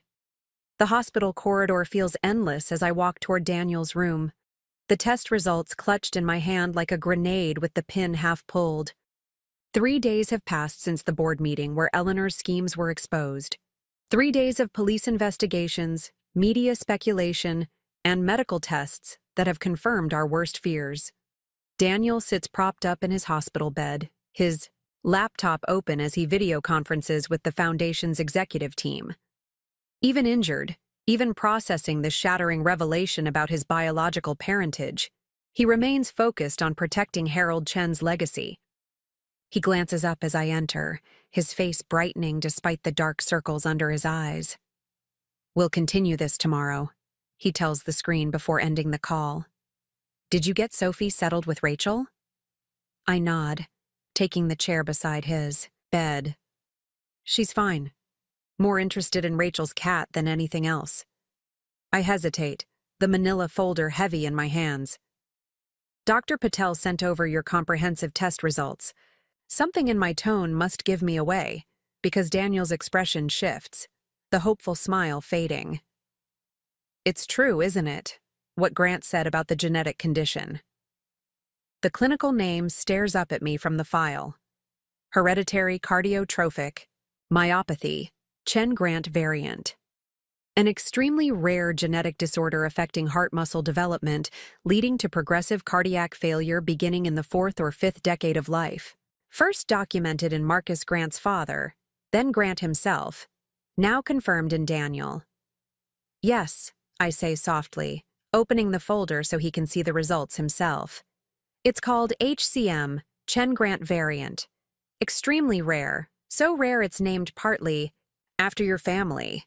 It causes progressive heart failure, typically beginning around age 40 to 45. Daniel takes the file, his hands steady as he scans the medical terminology. "And Sophie?" The question I've been dreading. Dr. Patel says there's a 50% chance she's inherited it. We can test, but I swallow hard. She recommends waiting until Sophie is older, since there are no interventions needed in childhood. Daniel closes the file, his expression unreadable. So Grant was telling the truth. His Project Revival treatment might be the only hope for a cure. A highly experimental, ethically questionable treatment, I remind him. One that would use our daughter as a genetic resource. I know, Daniel says quietly. But if it could save her from going through this eventually. He gestures to himself, to the heart monitors and IV lines. Though his current hospitalization is for the injuries from the explosion, the specter of future cardiac failure hangs over us like a shadow. A knock at the door interrupts us. Gregory Thomas, the family lawyer, enters with his perpetual look of grave concern magnified. Mr. and Mrs. Chen, thank you for seeing me on such short notice. What's happened? I ask, noting the thick folder under his arm. Has there been a development with Eleanor's case? Thomas sighs heavily, taking the visitor's chair I vacate. For him. Several developments, I'm afraid, none of them good. Eleanor has been released on bail, with Marcus Grant providing the funds. She's out? Daniel sits up straighter, wincing at the movement. After what she did to Victoria? To me? The explosion investigation is ongoing, Thomas explains. Without direct evidence linking her to the planning, the charges were insufficient to hold her. He opens his folder. But that's not why I'm here. Eleanor has filed an emergency petition regarding Sophie. My blood runs cold. What kind of petition? Thomas slides a document across the bed tray. She's seeking emergency temporary guardianship. On medical grounds, claiming Sophie has an undiagnosed genetic condition requiring immediate specialized treatment that you are both refusing to provide. I scan the legal language in disbelief. This is absurd. She can't possibly. She has an alleged medical necessity statement from Dr. Andrew Fielding, Thomas continues grimly. And given her standing as Sophie's grandmother, the court has granted an emergency hearing for tomorrow morning. Daniel's heart monitor betrays his spike in stress with quickened beeps. She's still trying to get access to Sophie for Project Revival, even after everything that's happened. How is this possible? I demand, fighting to keep my voice steady. Eleanor falsified DNA tests, conspired with Grant, was implicated in an explosion that injured her own children, and a judge is still giving her petition consideration. Thomas removes his glasses, rubbing the bridge of his nose. You have to understand the complexity here. Dr. Fielding is a respected geneticist, despite his association with Grant. His statement claims that without immediate intervention using the experimental protocol he's developed, Sophie faces potential developmental complications from the genetic condition. That's a lie, I say flatly. Dr. Patel confirmed there are no childhood interventions needed for HCM. And we'll present that at the hearing, Thomas assures me. But Eleanor has another argument that's unfortunately gained traction with the judge. He pauses, clearly uncomfortable. She's claiming that given Daniel's medical condition and uncertain prognosis, and your emotional state following recent events, neither of you is currently fit to make medical decisions for Sophie. The walls seem to close in. She's trying to take our daughter, again. Not permanently, Thomas qualifies. The petition is for temporary guardianship during a medical emergency that she and Dr. Fielding have essentially manufactured. But, if granted, it would give her legal authority to consent to Fielding's treatments for Sophie. Daniel reaches for my hand, his grip surprisingly strong. We'll fight this. The board knows the truth now. The foundation will back us. Thomas shifts uncomfortably. That's the other matter I needed to discuss. Eleanor may have been removed from her position, but she still has allies on the board. 3 members have called for a special review of the Foundation's leadership, citing concerns about Daniel's health and your limited experience with Foundation management, Olivia. They're trying to use Daniel's condition to push us both out, I realize, the pieces clicking into place. Create enough doubt about our capacity to lead, then step into the vacuum. Precisely, Thomas confirms. And with the publicity surrounding Eleanor's arrest and the revelations about Marcus Grant's connection to the family, donor confidence is wavering. Several major supporters have placed their commitments on hold. Daniel's expression hardens. They're using my diagnosis as a weapon against us, just like Mother always planned. There's more, Thomas says, producing another document. Grant Pharmaceuticals has filed an emergency application with the FDA for compassionate use approval for Project Revival, citing Daniel's condition as justification. They're arguing that since the condition is so rare, and Daniel is a perfect candidate, with a familial genetic match in Sophie, standard clinical trial procedures should be bypassed. The coordinated nature of the attack leaves me breathless. Even with Eleanor's initial plans exposed, even with the truth about Daniel's parentage in the open, they're still finding ways to manipulate the system, to use medical and legal channels, to get what they want, access to Sophie. What are our options? Daniel asks, his voice steady despite the bombshell Thomas has just dropped. Thomas outlines the legal strategies, expert medical testimony from Dr. Patel, character witnesses from the Foundation, evidence of Eleanor's past deceptions. But beneath his professional confidence, I sense reservation, uncertainty. After Thomas leaves promising to prepare for tomorrow's hearing, Daniel and I sit in heavy silence. Outside the window, Portland lies under a fresh blanket of snow, the world continuing its peaceful winter rhythm unaware of our private nightmare. They're never going to stop, I finally say. Even if we win tomorrow, they'll find another angle. Another legal maneuver, another medical justification. Daniel's expression is grim. Not as long as they need Sophie for the treatment. Not as long as I have this condition that only their experimental protocol might cure. The unfairness of it all crashes over me in waves. Daniel, learning his entire identity, was built on Eleanor's lies. Sophie, targeted before she can even walk because of genetic material she happens to carry. Our family, under siege from the very people who should protect it. Maybe, Daniel says slowly, we should consider their treatment. I stare at him in disbelief. You can't be serious. Not on their terms, he clarifies quickly. But the science behind Project Revival, what if there's merit to it? What if, with proper oversight and ethical guidelines, it could actually work? Not just for me, but for Sophie someday, if she inherited the condition. You want to collaborate? With the people trying to take our daughter away. I can't keep the incredulity from my voice. Daniel winces.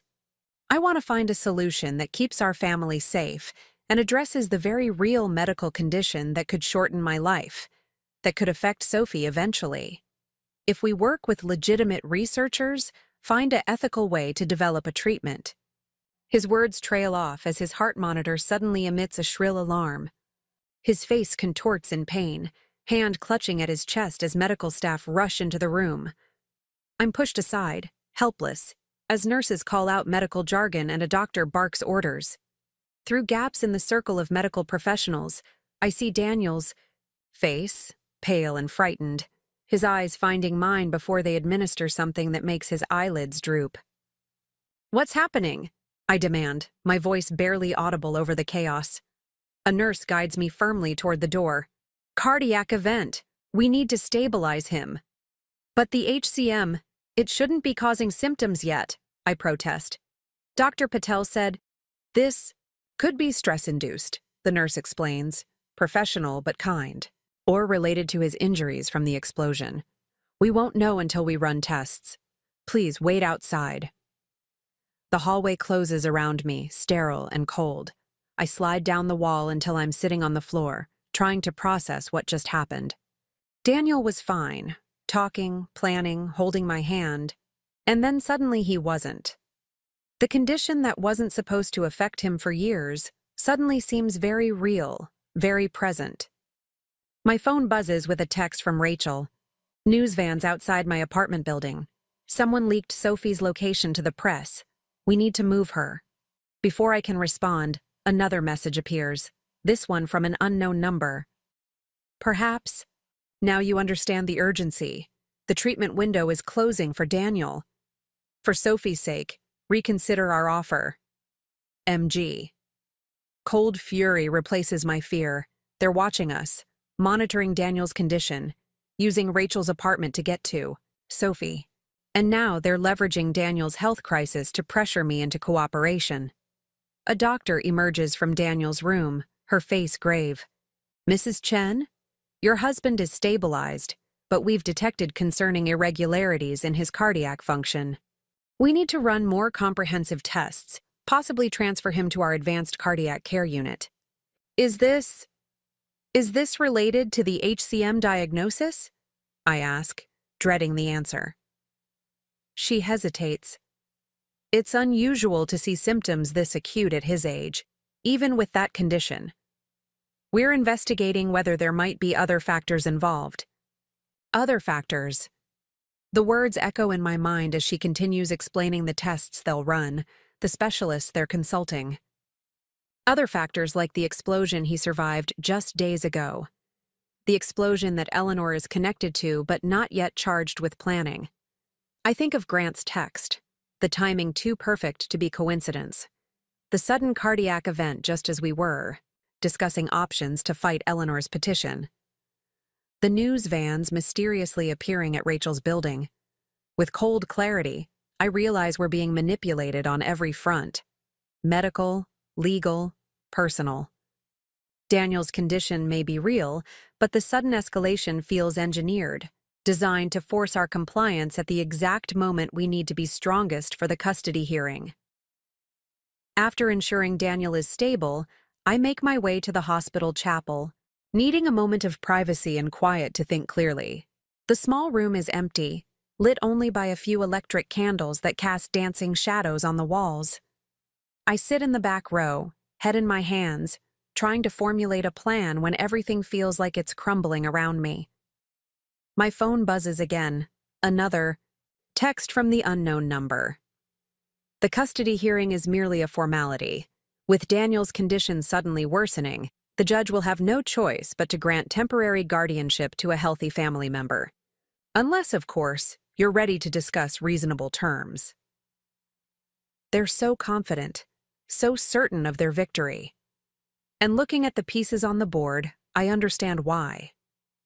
Daniel hospitalized with a cardiac condition that's mysteriously accelerating. Sophie's location compromised.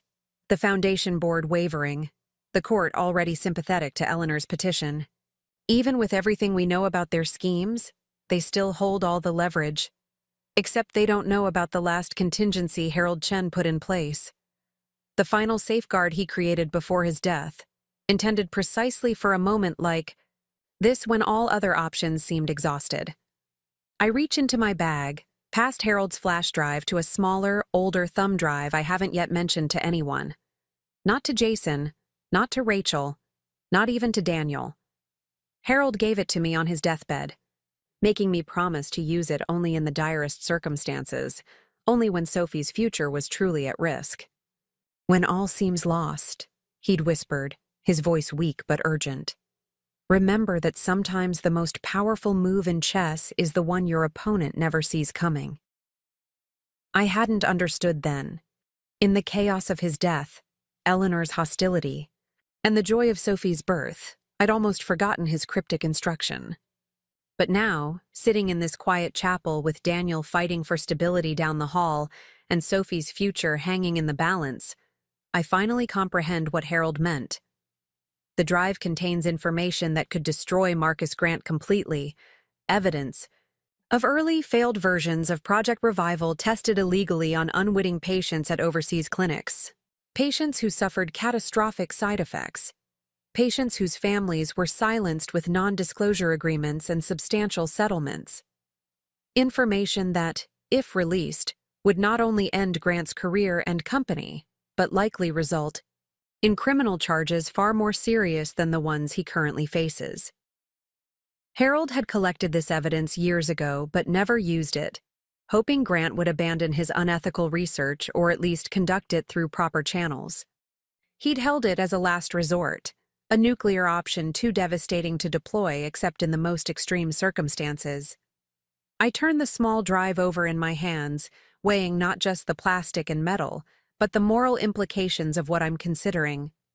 Using this information means destroying not just Grant and Eleanor, but potentially any legitimate benefits that might eventually come from Project Revival. It means choosing Sophie's immediate safety over the treatment that might someday save her or Daniel from this genetic condition. As I wrestle with the decision, my phone rings. Rachel. "Liv, we've got a problem," she says without preamble. "A woman claiming to be from Child Protective Services just tried to take Sophie. Said there was an emergency court order related to a medical necessity." My blood runs cold. "What happened?" "Jason was here," Rachel continues.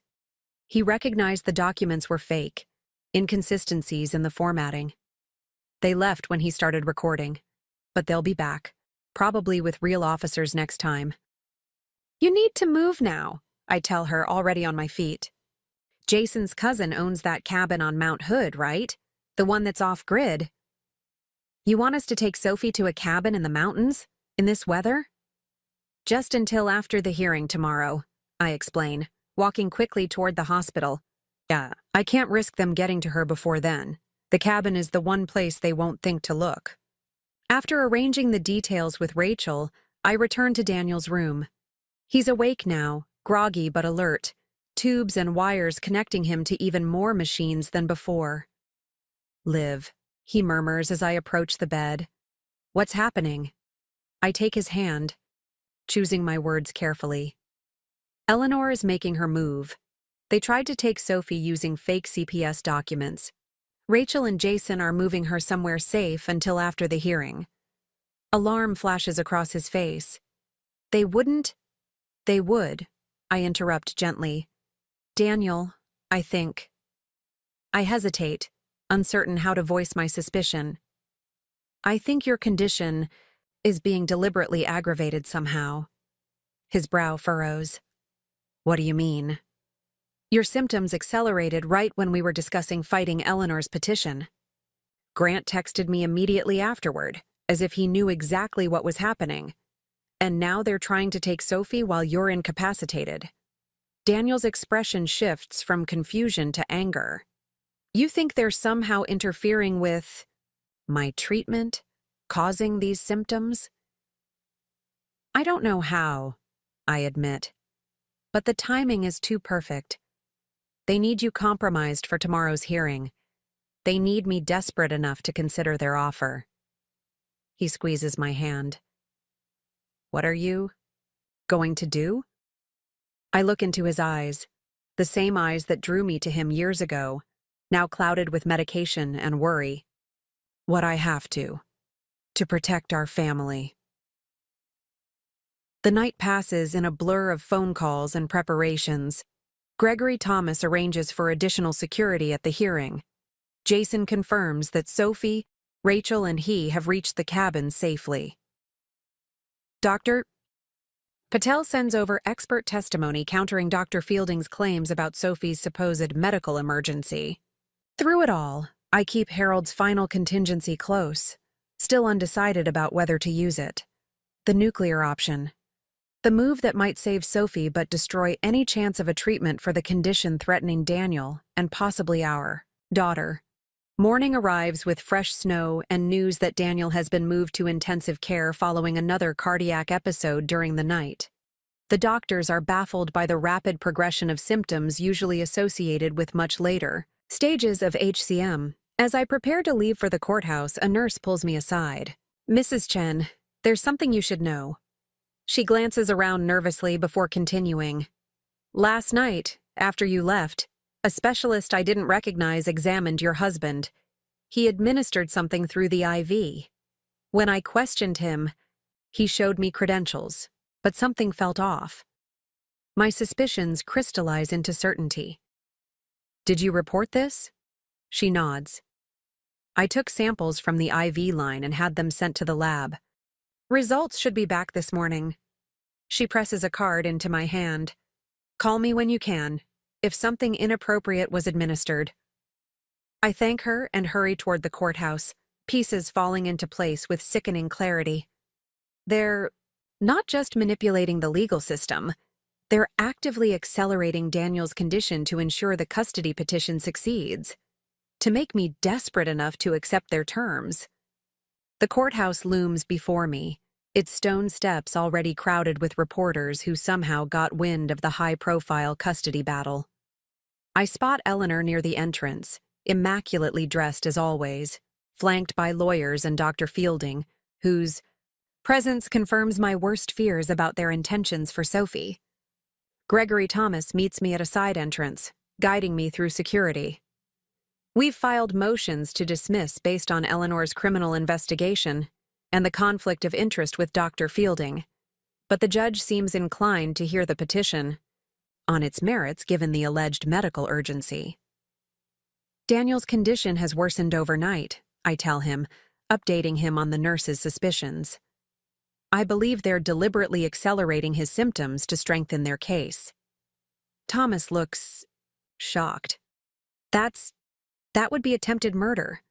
Add it to the list, I say grimly. What happens if we lose today? His expression turns grave. The temporary guardianship would grant Eleanor medical decision-making power for Sophie, specifically related to the genetic treatments Dr. Fielding is proposing. You would maintain physical custody, but all treatment decisions would be hers for the duration of the order, initially 30 days, with options to extend if she can demonstrate ongoing medical necessity. Enough time for them to begin harvesting Sophie's genetic material for Project Revival. Enough time to establish a precedent for Eleanor's control over my daughter's medical care. And if Eleanor's criminal case advances? If she's charged with orchestrating the explosion at Victoria's house? Criminal charges would certainly impact the guardianship petition, Thomas acknowledges. But the process could take months, and, in the meantime, the temporary order would remain in effect unless we successfully petition for its removal. The courtroom is smaller than I expected. The wooden benches polished by years of anxious families awaiting decisions that would alter their lives. I take my place at the respondent's table, acutely aware of Sophie's absence beside me, of Daniel's empty chair. The proceedings begin with Eleanor's attorney presenting her petition, a masterfully crafted narrative of medical urgency, parental incapacity, and a grandmother's desperate concern for her grandchild's welfare. Dr. Fielding takes the stand, his credentials impressive as he describes the Chen Grant variant of HCM in terms designed to provoke maximum judicial concern. Without immediate intervention using the protocol we've developed, he testifies, Sophie Chen faces a 50% risk of developing symptoms as early as adolescence. Unlike standard HCM, the Chen Grant variant has shown accelerated progression when left untreated, as evidenced by Daniel Chen's current critical condition. I watch the judge's expression shift from professional neutrality to concern. Eleanor's strategy is working. Inakin insies fi hubut curiatere Daniels sis karati cases cagere quetes litandet.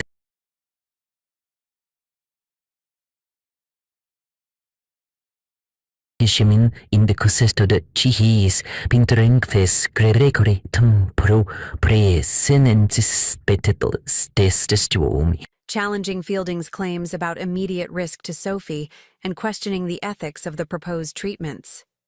But without Sophie present for examination, without Daniel to testify about his own experience with the condition, our arguments feel abstract compared to the concrete emergency Eleanor's team has constructed. As the morning progresses, my phone buzzes with an update from the hospital. Daniel has been moved to critical care, his condition deteriorating further. The nurse has confirmed that unauthorized medication was administered, a compound designed to stress cardiac function. The Yai hospital is investigating, but the damage is done. Daniel is fighting for his life while I sit in this courtroom fighting for our daughter. When the judge calls a brief recess before rendering her decision, I slip outside to the courthouse steps, needing air, space to think. The morning's revelations have left me reeling. They've poisoned Daniel. Actually poisoned him to advance their case. The depths of their desperation, of their willingness to destroy lives for Project Revival, are finally clear. A familiar figure approaches, elegantly dressed despite the snow.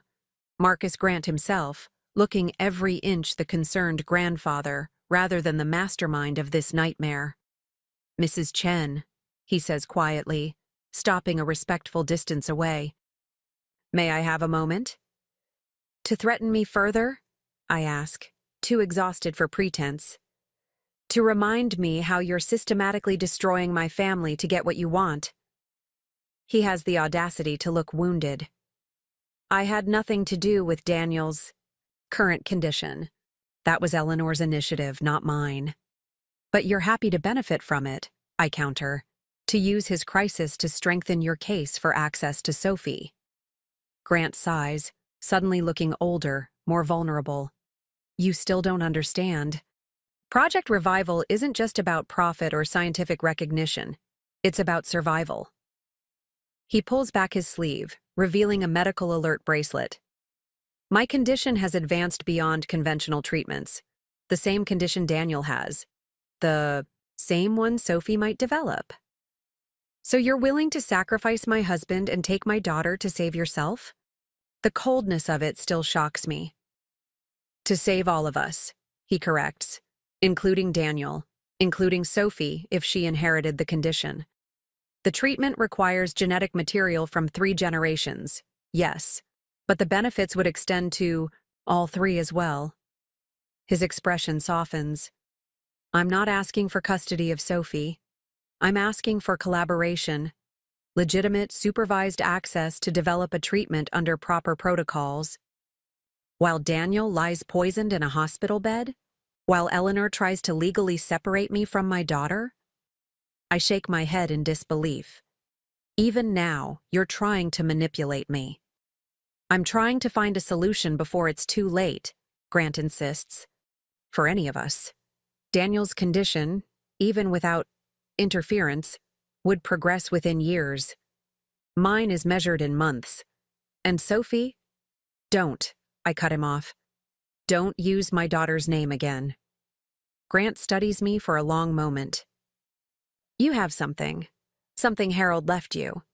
I can see it in your confidence, despite everything arrayed against you today."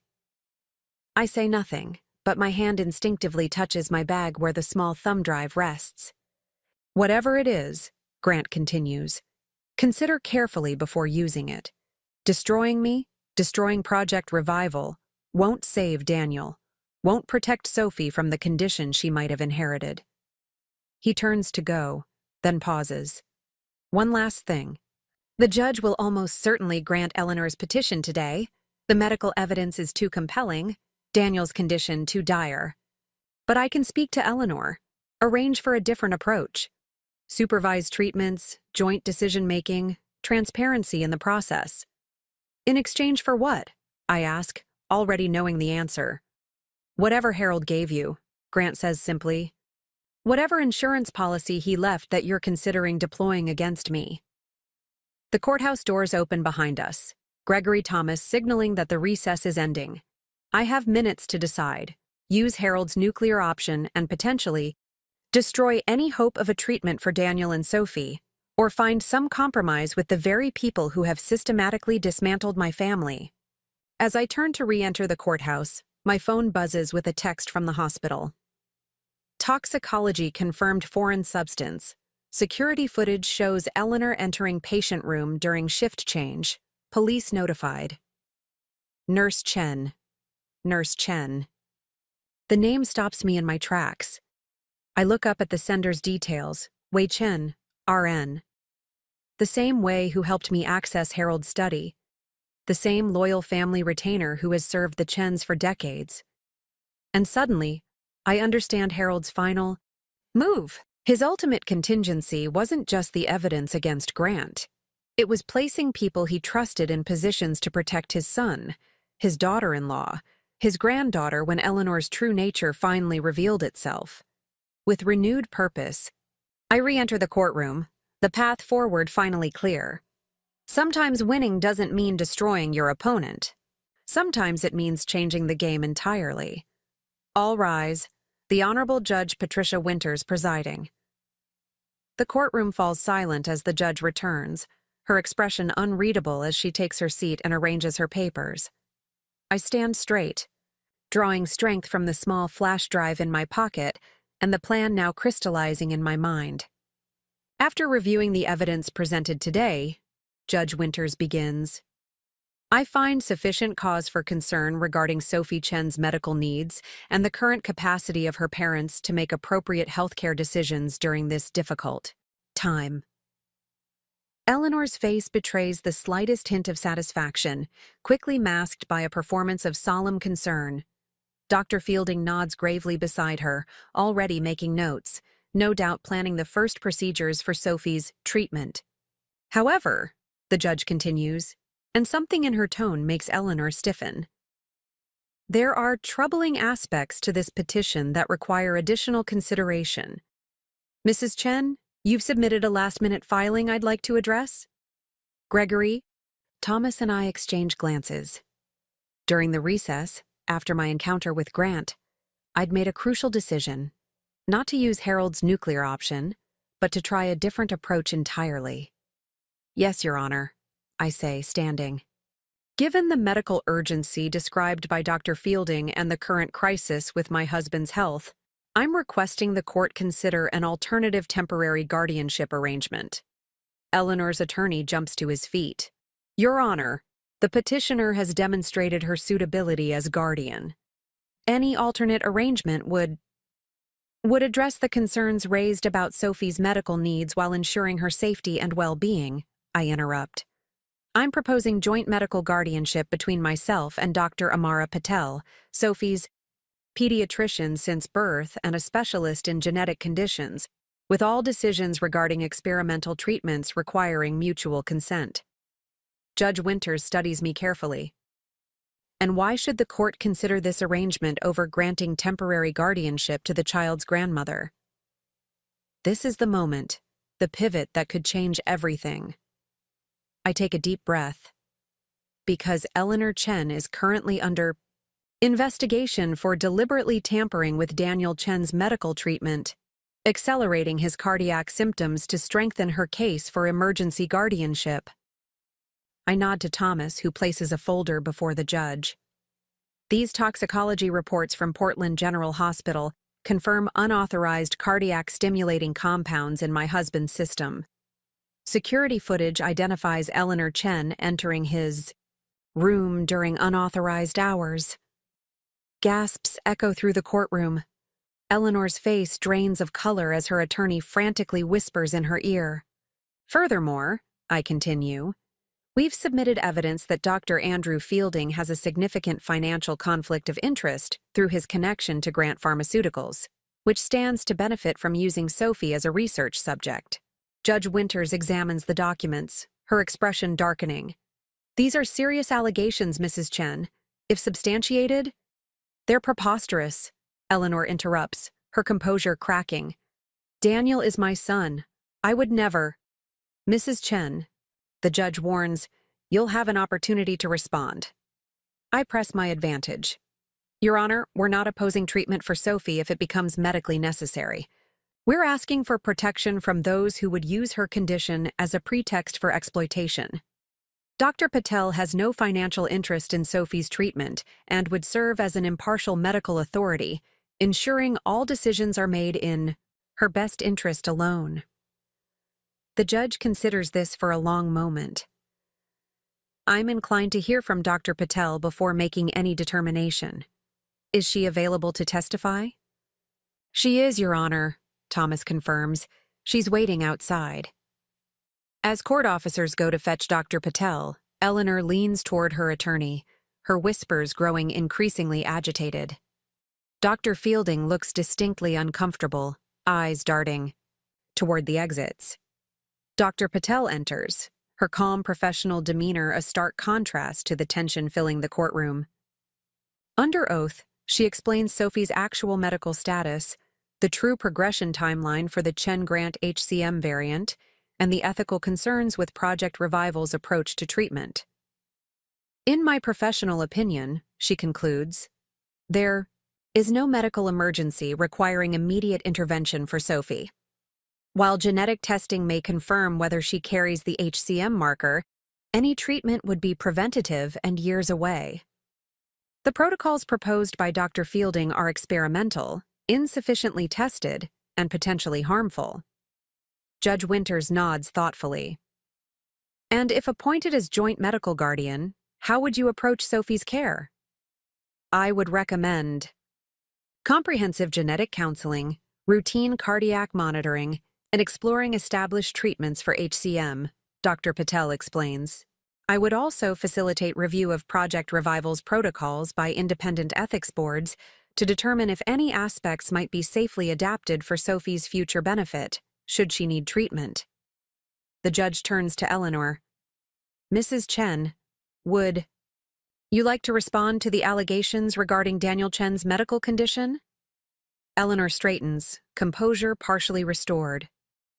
These accusations are a desperate attempt to distract from Olivia's inadequacy as a mother. Daniel's condition is progressing naturally, if tragically. I've only ever acted out of concern for my son and granddaughter. Then you won't object to a police investigation of the hospital security footage? I challenge. Before Eleanor can respond, the courtroom doors burst open. A police officer enters, followed by, impossibly, Daniel himself, pale and unsteady, but undeniably present, supported by Nurse Wei. Your Honor, Daniel says, his voice weak but determined. I request permission to address the court regarding my mother's petition. Judge Winters appears momentarily stunned before recovering her professional demeanor. Mr. Chen, given your medical condition, I'm surprised to see you here. My condition improved dramatically once hospital security began monitoring my room and my medication, Daniel explains, moving slowly to join me at our table. The artificial acceleration of my symptoms stopped when my mother lost access to my treatment. Eleanor's facade finally cracks completely. Daniel, you need to be in the hospital. Your heart is damaged, yes, he acknowledges grimly. But not as catastrophically as you and Dr. Fielding tried to make it appear. He turns to the judge. Your Honor, I have a right to speak about my daughter's welfare and my mother's petition. Judge Winters nods. Proceed, Mr. Chen. Daniel straightens as much as his weakened state allows. The Chen Grant variant of HCM is real. I have it. Sophie may have it. But it doesn't justify what my mother and Marcus Grant have attempted to do. His voice strengthens with conviction. They deliberately worsened my condition to create a false emergency. They fabricated medical necessity to gain control of my daughter for their experimental treatment. And they've done it all without regard for Sophie's well-being, only for their research and Grant's survival. The courtroom is utterly silent as Daniel continues. I support my wife's proposal for joint guardianship with Dr. Patel. Not because we're incapable of making decisions for Sophie, but because we want transparent, ethical oversight of any treatment she might need. Something my mother has proven incapable of providing. Eleanor rises, abandoning all pretense of decorum. You're making a terrible mistake. Project Revival is your only hope. Sophie's only hope. Without it, we'll explore legitimate medical options, Daniel interrupts. With proper research, ethical protocols, and Sophie's well-being as the only priority. Judge Winters observes the exchange with growing clarity. I've heard enough. She shuffles her papers decisively. Mrs. Eleanor Chen, your petition for emergency guardianship is denied. Instead, I'm granting temporary joint medical guardianship to Olivia Chen and Dr. Amara Patel for a period of 60 days, during which a comprehensive evaluation of Sophie's medical needs will be conducted by an independent panel of specialists. She looks directly at Eleanor. Furthermore, I'm referring the evidence of medical tampering to the district attorney's office for immediate investigation. Court officers will detain Mrs. Eleanor Chen pending that review. As court officers approach Eleanor, the composed, matriarch I've known for years dissolves entirely. "You don't understand what you're doing," she shouts, her voice shrill with desperation. "The treatment is almost perfected. Marcus needs just a few more samples." "Mrs. Chen," the judge interrupts. Sharply, "I advise you to remain silent until you've consulted with your attorney. Anything you say may be used in subsequent criminal proceedings." Eleanor falls silent, but her eyes, when they meet mine, are filled with a mixture of hatred and something that might, in another person, resemble fear. As the officers lead her away, I feel no triumph, only a profound sadness for what might have been. For the grandmother Sophie could have had. For the mother Daniel deserved. Daniel squeezes my hand, his touch grounding me in the present moment. "It's over," he whispers. But we both know it isn't. Not really. The Chen Grant HCM variant remains a very real threat to Daniel's health, to Sophie's future. Without Project Revival, we're back to conventional treatments with limited effectiveness. We've won Sophie's safety today, but the larger battle for her healthy future continues. As we leave the courthouse, reporters clamor for statements, cameras flashing in the winter sunshine. I shield Daniel from the worst of it as Wei helps him toward the waiting car. The crowd parts momentarily, revealing a solitary figure observing from across the street. Marcus Grant, his expression unreadable as our eyes meet briefly before he turns and walks away. One battle ended. Another just beginning. 3 months. Later, spring has transformed Portland into a canvas of green and cherry blossoms. The Chen Family Foundation headquarters hums with purpose as I navigate the familiar corridors, Sophie babbling happily in her stroller. Staff members smile and wave as we pass. The baby who was once the center of a custody battle, now a beloved regular visitor as the foundation moves forward under new leadership. Daniel's office door is open, sunlight streaming through the large, windows illuminating the man himself, deep in conversation with Dr. Amara Patel and, surprisingly, Dr. Andrew Fielding. I pause at the threshold, taking in the scene. Since the courthouse drama, much has changed. Eleanor remains under house arrest, awaiting trial for multiple charges, including medical tampering and conspiracy. Victoria has recovered from her injuries and distanced herself from her mother's schemes, tentatively rebuilding relationships with Daniel and me. The foundation board, after initial wavering, has rallied behind Daniel's vision for ethical medical research. And most unexpectedly, Dr. Fielding, separated from Grant's influence and facing his own legal scrutiny, has begun cooperating with authorities and legitimate medical researchers, sharing what he knows about Project Revival's protocols in exchange for leniency. "Ah, there they are," Daniel says warmly, noticing us at the door. He looks better than he has in months, color returned to his cheeks, though the underlying condition remains a constant concern managed through conventional treatments. "Sorry we're late," I say, wheeling Sophie into the office. "Someone decided her morning nap was optional today." Dr. Patel smiles, bending to Sophie's level. "Hello, little one. Ready for your checkup today?"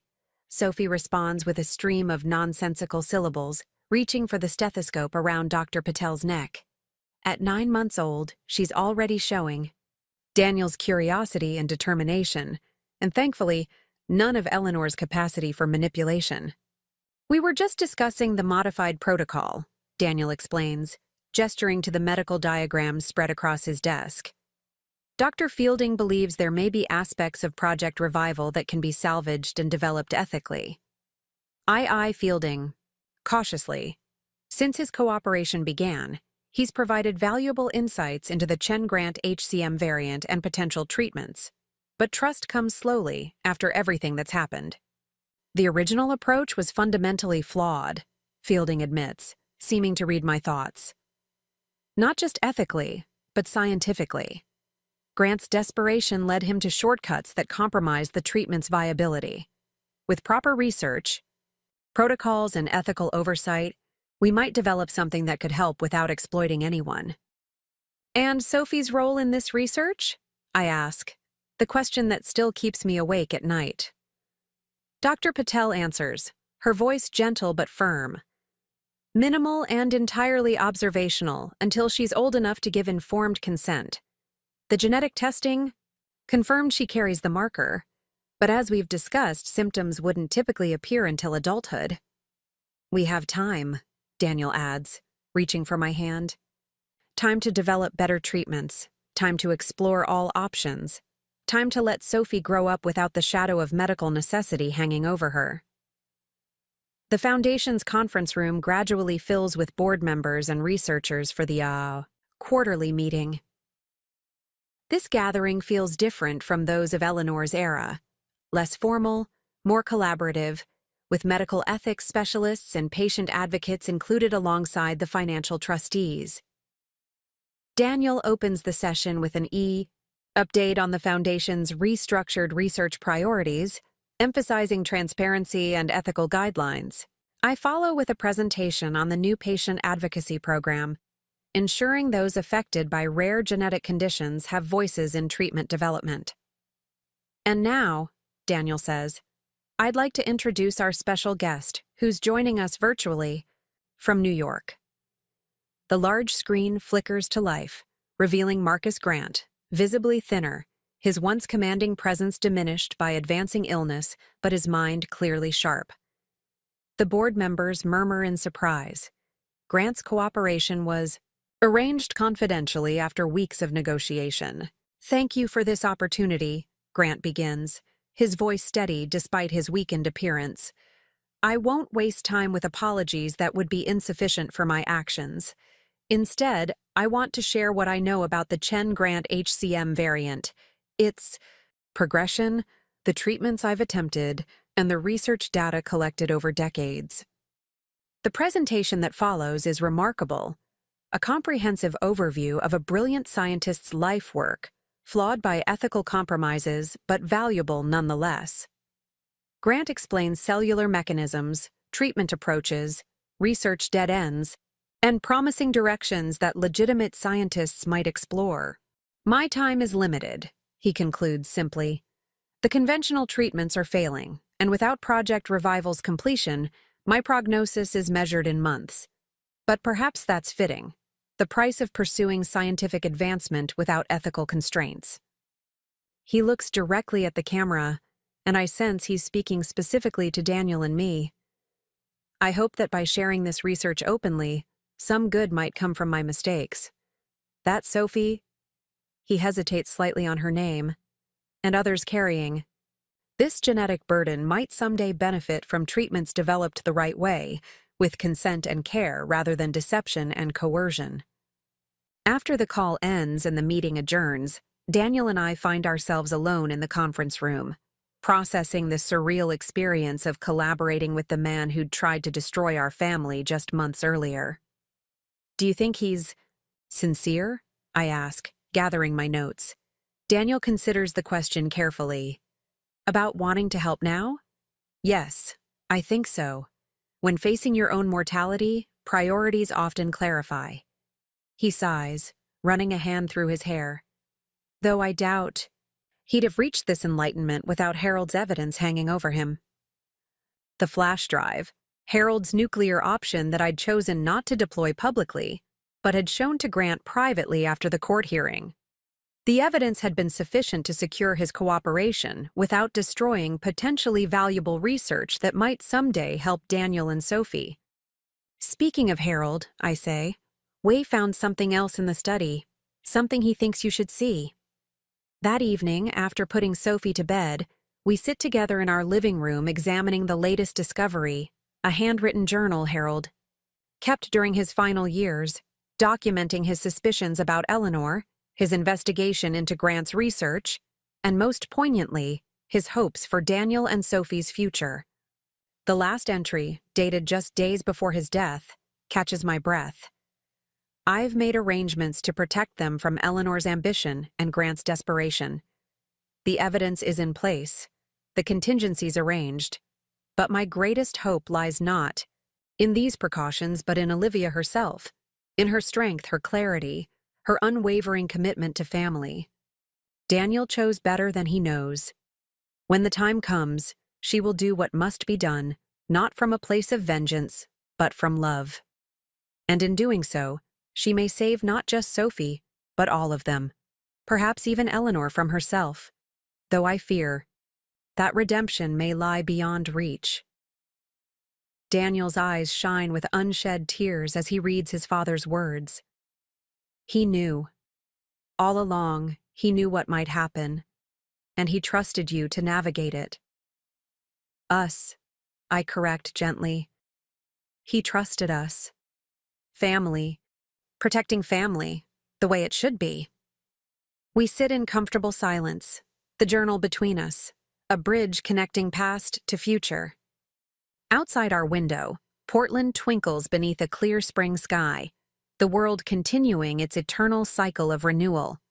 The Chen Family Foundation continues its work, now focused on ethical genetic research and patient advocacy. Daniel manages his condition with conventional treatments while supporting research into better options, not just for himself and Sophie, but for others affected by rare genetic disorders. The legal proceedings against Eleanor and Grant continue their slow progress through the system, justice methodical but relentless. And Sophie, our beautiful, perfect Sophie, grows and thrives, oblivious to the storm that once swirled around, her tiny existence. Someday she'll learn the truth about her grandmother, about Marcus Grant, about the genetic legacy she carries. But she'll learn it from us, with honesty and compassion, not manipulation and fear. 1 year after the fateful Christmas dinner when Eleanor first made her accusation, we gather for a very different holiday celebration. Our home fills with those who stood by us through the crisis. Rachel and Jason, Dr. Patel and her family, Wei and other loyal staff members who protected Daniel when he was most vulnerable. Victoria arrives last, hesitant but welcomed as she works to define a relationship with us independent of Eleanor's influence.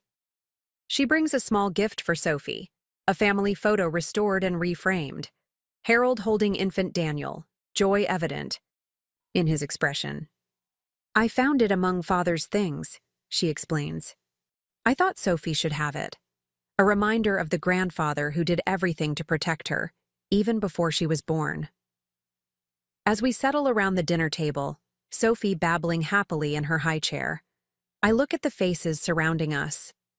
The family we've chosen, the bonds forged through crisis and strengthened by shared purpose. Not perfect, certainly not unmarked by the traumas we've endured, but genuine in a way Eleanor's carefully orchestrated family gatherings never were. Daniel raises his glass. To family, he says simply, not defined by blood or DNA tests, but by love and choice and standing together when it matters most. To family, we echo, glasses clinking in the warm light. Later, after our guests have departed and Sophie sleeps peacefully in her crib, Daniel and I stand by her doorway, watching the gentle rise and fall of her chest. What do you think she'll remember of all this? Daniel wonders softly. Nothing of the conflict, I reply. But hopefully, everything about the love that surrounded her, that fought for her, that put her well-being above all else. He puts his arm around me, and we stand there in comfortable silence, two people transformed by crisis into stronger, wiser versions of ourselves. The road ahead remains uncertain. Daniel's health, Sophie's future, the ongoing legal battles. But we face it together, eyes open, hearts aligned. Some Christmas mornings bring unexpected gifts. Some DNA tests reveal truths more profound than genetic markers. And sometimes, when a mother-in-law makes an accusation designed to destroy, she unwittingly creates an opportunity for something stronger to emerge from the ashes of what burns away. Up next, you've got 2 more standout stories right on your screen. If this one hit the mark, you won't want to pass these up. Just click and check them out.